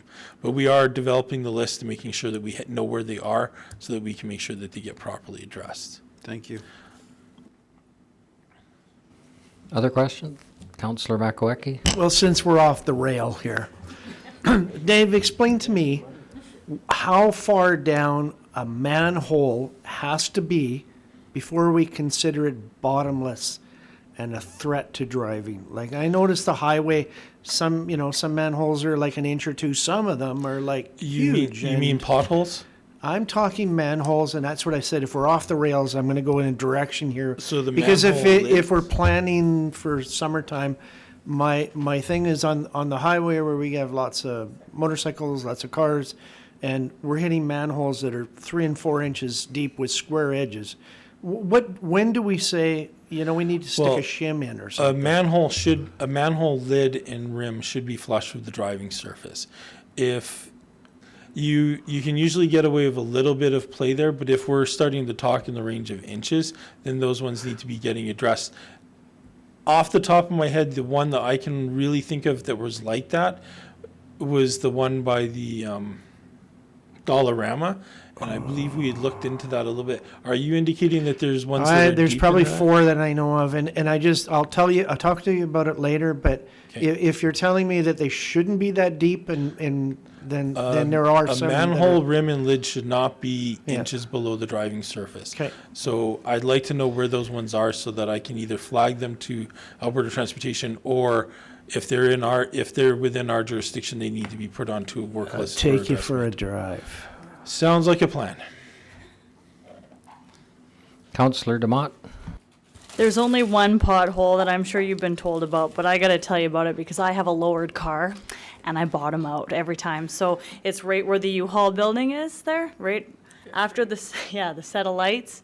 You kind of go up where the tracks used to be and I literally scrape my baby. So you're talking on the highway side of the railway tracks, or No, on it's our actually, side? so, Okay. is it like right, it's literally right after the light, so it's there. It's our property. Yeah. Yeah, Okay. so that's a nasty one. So I will take a look at that one. Awesome, thanks. Other questions? Councillor Hanson-Zach? So I know it's a Q4 report. However, you got mentioned in there, the town app drafted to be presented in 2020. Now that we've got that up and working, is there some initial feedback from the staff? How's it going over on the other side? Some of it's going, there has been some growing pains with it, so I'm not going to hide that. Generally, the public works staff are liking it, is the feedback that I'm getting. We've had some issues on the learning curve, and there's some stuff that we're going to have to address to fix some items that have been flagged to us. My plan, I've discussed this with Julia and with my staff. Within the next week or two, we're going to be scheduling a meeting with the staff that are using it to get their immediate feedback so that we can start addressing those issues. Awesome. I just, it's kind of unique, and I find it interesting that, I can actually go on the app and see what all the other complaints are that have been brought in, rather than just putting in a complaint and then being flagged that there's another one similar. So anyways, yeah, it's been kind of a cool tool. So going forward, I'd like to hear a little bit more feedback from the other end, just because I know that looking at some of the complaints that are going through, that, it's perhaps maybe being used for an avenue it shouldn't be. There's some concerns that some of that is happening, and we will need to be addressed. That's one of the things that we need to be addressing. That being said, though, the general feedback that I've been getting from my staff is that it seems to be working quite well. And I think from the town side, it's going to be something that once we get super comfortable with it, it'll work quite well. We're just in the process still of that first month. There is a big rush of some, and there's a couple that had some confusion on them. So as I said, it's not been perfect, but I think it's been quite successful from my staff. I believe it has been. So I get reports every week of how many have been created, how many have been closed, how many are overdue. I think we've only had 2 that ended up going past the service level agreements from the public works side, but there has been some where they accidentally got reassigned to the wrong person and caused a little bit of confusion. So we're just trying to rectify that and make sure that we've got the proper work processes in place.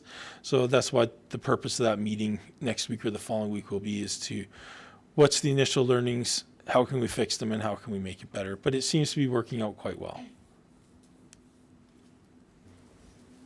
Other questions? I have a couple of questions. I was in East Cooley yesterday at the pancake breakfast, and there were questions about the snow removal. Now, I've had actually good comments from people about snow removal, and in East Cooley, the question was removing the snow and then having to cart it a great distance to dump it. And I believe we talked about this years ago, creating a snow dump somewhere closer to East Cooley. Did we not? Have we not talked about that? Well, I remember even years ago than that. And I'm just wondering, is that feasible rather than having to truck that snow all the way into? I was not aware of that, but there's a lot of property that we own in the area, so I believe there's potential for it. I would have to look into it. I can't answer it deeper than that. I will have to take a look at that. I don't see it as being unfeasible, though. There seems to be quite a bit of potential there. Yeah, so I'm looking at you with a bit of a weird eye, because we actually talked about this a year ago. The key was, and Kevin was actually heading up getting Alberta Environment approvals for it, because the snow dump needs the approvals. So we should probably just follow up with him to see where we are with it. I'll follow up with Kevin, my operations manager, to find out what the status of that is. Excellent. Another comment I've had about the rink at the plaza.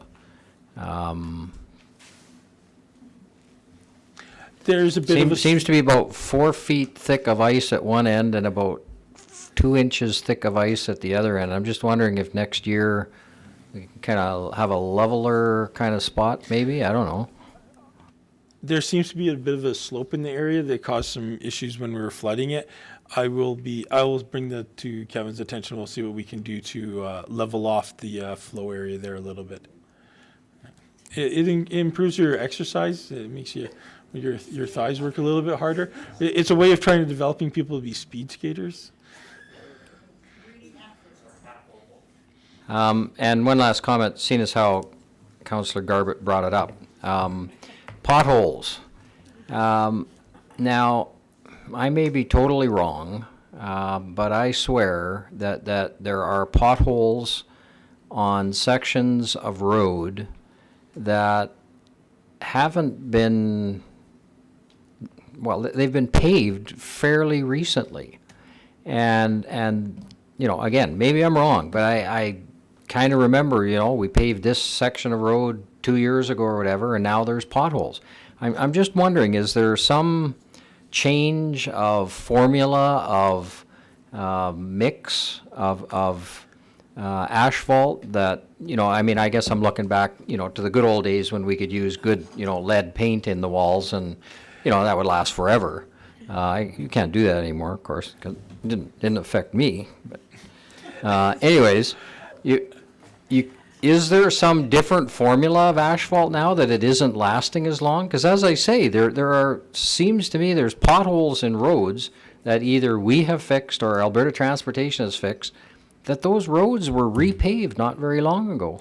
I would have to take a look into which specific sections were paved and what it is, what the spec may have been different. There may have been a change in the spec or a change in the material supply. So I would have to take a look in that. If there are potholes showing up in a road that's a year old, then I'm going to go after the warranty issue on that. But the other ones, I would have to check at what happened there and see if I can figure out what the issue is and see if there's an opportunity to go against the contractor. But if it's more than 2 years old, we would have difficulty going after a warranty issue on that. But I can look into that. I'll speak to my staff and we'll start assembling a list of where the potholes are and compare that to the list of what items were worked on when. Just a comment to add to that. So the asphalt mix actually hasn't probably changed in about 12 or 14 years, but the aggregate could change. But one of the things, what I was going to say before that was that Fred and Dave and I actually were up in Edmonton last week, and so seeing a bunch of different roads and being in Calgary, we're not alone right now. Like, it's like, boy, I was in Calgary on Saturday, and it was unbelievable how bad the roads were, the potholes. So I just think it's just, we've had some very interesting freeze-thaw cycles this winter, and it's just finding everything. You know, the water's just finding all the cracks, but yeah. Any other comments, questions? Okay, we're going to skip over communication officer, have that report next week, and we'll go down to 5.51, family and community support services coordinator report. Thank you. So I guess I'll just recap. The quarterly report has been arranged by the priorities as defined by the community needs assessment, which we conducted in 2017. So really pleased to say that the awareness of the counselling program seems to be getting out there. It is at capacity with 3 people during this period anyway that were waitlisted to see someone. We are working with Wheatland County Counselling to improve the completion rate of the evaluations post-counselling, just so that we get a better idea of how well it's gone or not. Those that we do have are showing positive change, but I would like just to see a greater number of them being completed. I presented recently on the poverty reduction strategy, and so just, I guess, a couple of highlights just during the last quarter on that. Really pleased that the food subcommittee is involved in the University of Alberta research project around benchmarking food environments. I'm interested to see what our report card for our community says. And I will feedback on that as soon as we have that data. Also really pleased that we are now working with Friesen Brothers to supply the produce for the Good Food Box rather than using Cisco, keeping those funds such as they are within the community, and also really pleased that it has resulted in an improved quantity and quality of produce as well. The Masquerade Ball was well attended and well received, and people are already asking what we're planning to do in 2020.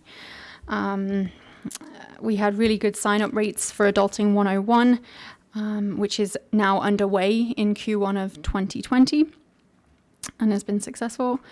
We were somewhat disappointed that the contract that we had developed with the Drumheller Community Church to lease space there for the youth centre has been set back by the departure of their lead pastor and their desire to not proceed with that until such time as a replacement can be found. And knowing that can be quite a long process, we are seeking an alternative space rather than utilising that one.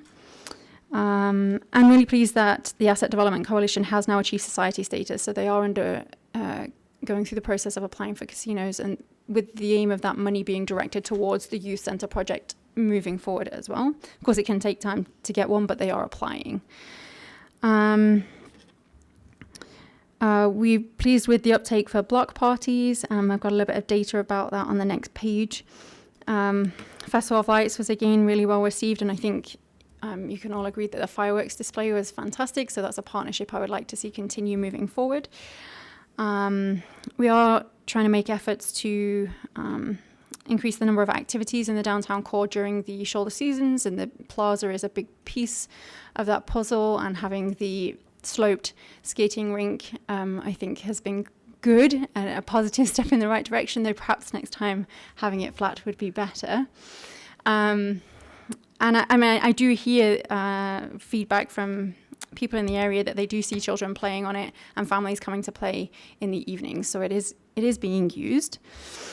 Rose was here earlier, and she is a really busy lady. And so if I was to write about everything that she gets up to in a quarter, it would be like the entire document, I think. So we just try to highlight the key things that she's been working on. And during that quarter, the Better Choices, Better Health workshop was one of the big features and was very well received at Manitou. And I know she's looking at repeating that in a different location.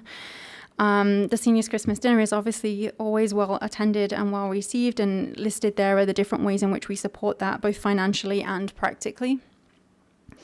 And the Christmas Lights Tour, we actually this year did not run the Christmas Lights competition. Uptake of it was very low and the prizes were excellent. So we figured that it wasn't a good use of resources, and rather if we could encourage people to just say, please put me on the map for the tour. So we had a few people take that up, and we're hoping to grow that in 2020. But nevertheless, the seniors did have a great tour around the valley with partnership with the Valley Bus, and then had hot chocolate at the Pioneer Trail afterwards.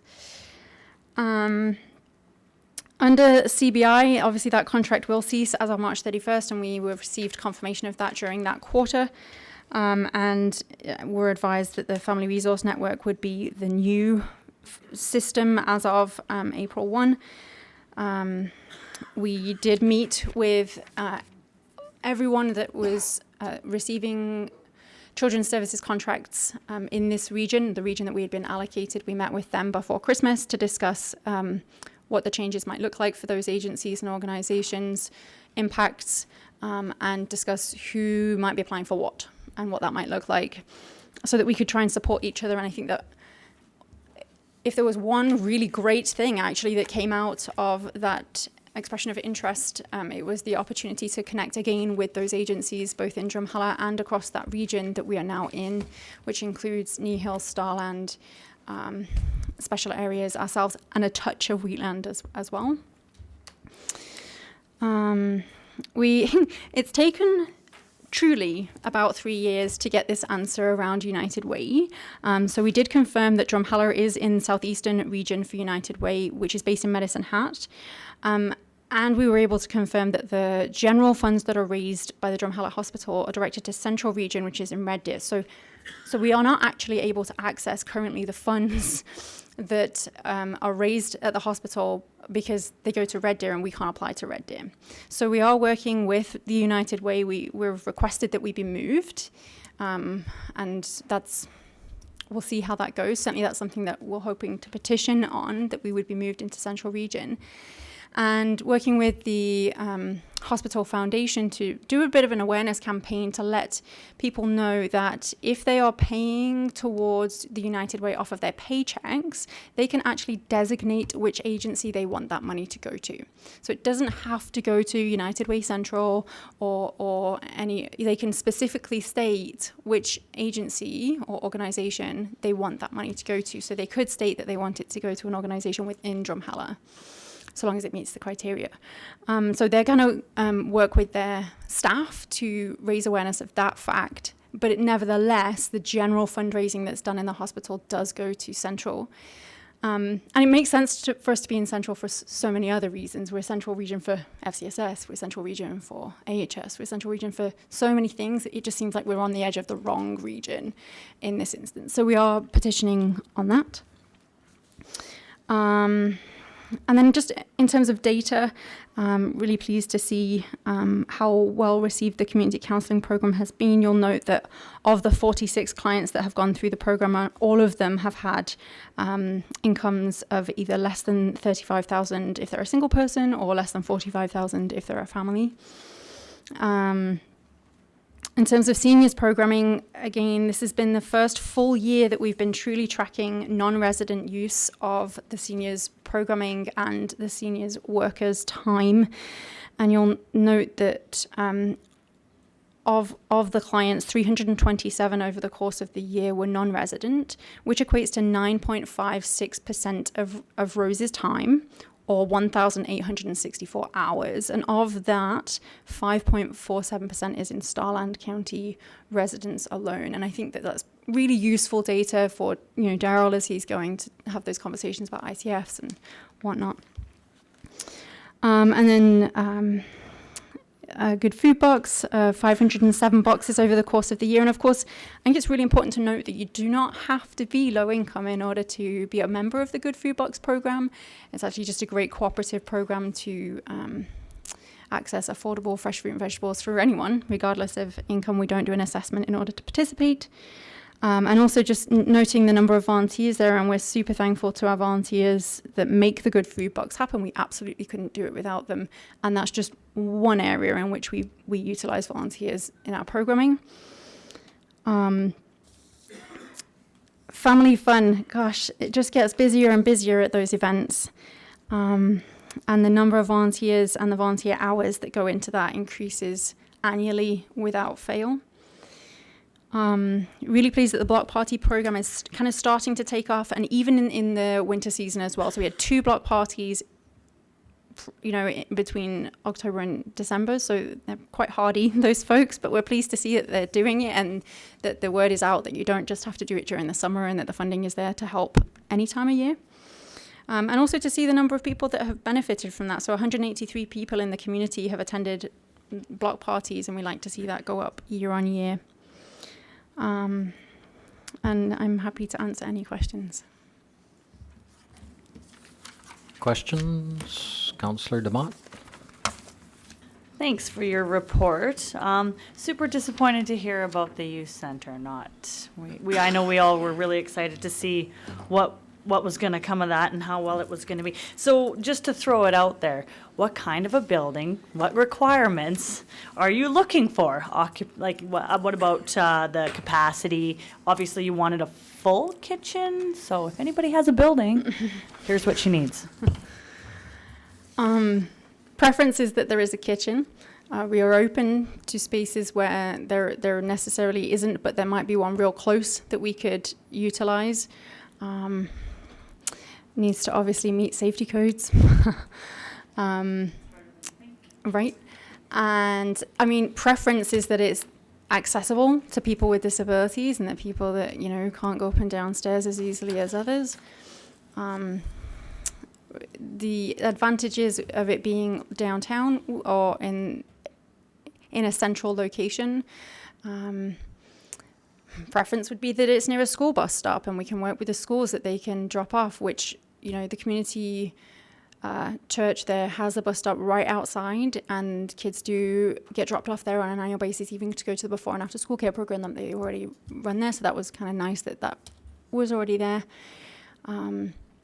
A space that doesn't need a ton of structural work because there's no budget for that. A space that doesn't need a ton of carpet ripping out or no walls getting put up would be ideal because there's no budget for that. So really a space that we can go into would be ideal that just needs a bit of painting.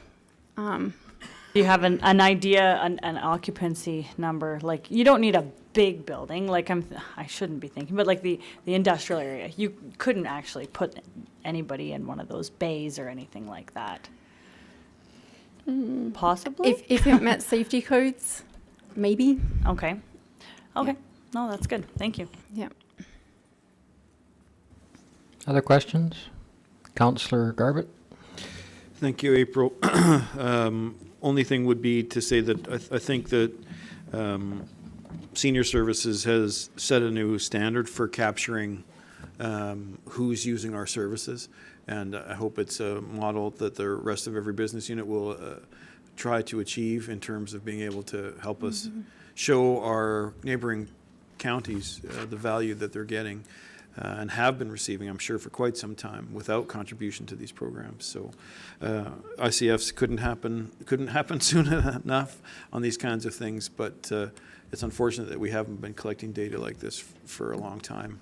I would imagine that Library, BCF, Aquaplex, Arena, the after-school programs, the summer fund, everything that's subsidized by Town of Drumheller taxpayers has probably been being accessed for a very long time by people who do not pay property taxes to this community, and we have to address those issues. Thank you.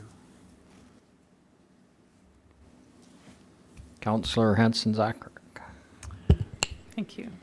So I couldn't help but notice in Q4 there was only 5 volunteers for the Good Food Box, and yet 23 hours were put in for volunteering with 106 boxes. Where can a person go to volunteer to help out? For the Good Food Box or in general? Good Food Box. So Laura Dugan, who is our CBI coordinator, has been organising that program. And so if anyone is interested in volunteering with the Good Food Box, they are welcome to contact her here at Town Hall. So is that part of the volunteer.ca that we used to have for the town of Drumheller? So I take it by the silence that that's probably not so active anymore. But my other question in regards to the Good Food Box is there numbers broken down at all by, so is it only people who live in the town of Drumheller that can access this, or it's all over? So is there data to say who's accessing that?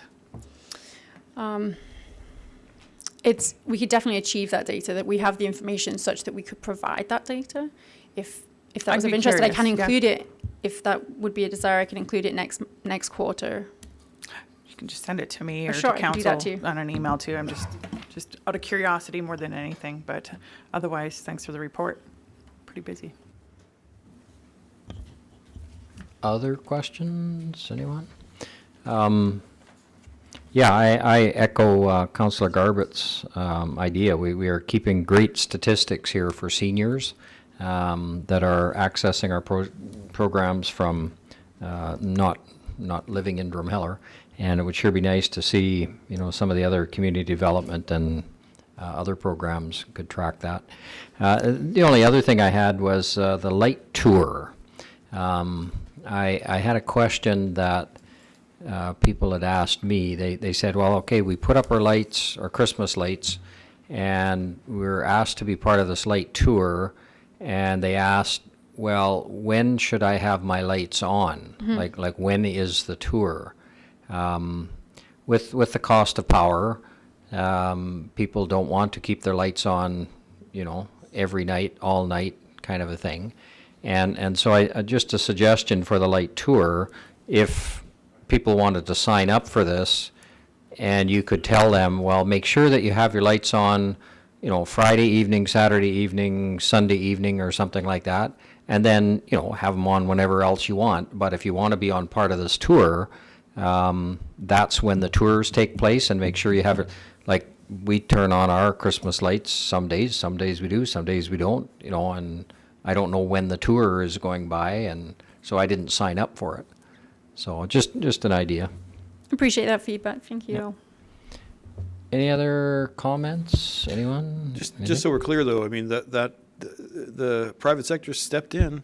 There was a lights competition this year. It was run by both local radio stations, and they awarded prizes. And I know full well, because my wife, who works tirelessly on her display, won one. So it's not as though it has to be done by the town of Drumheller.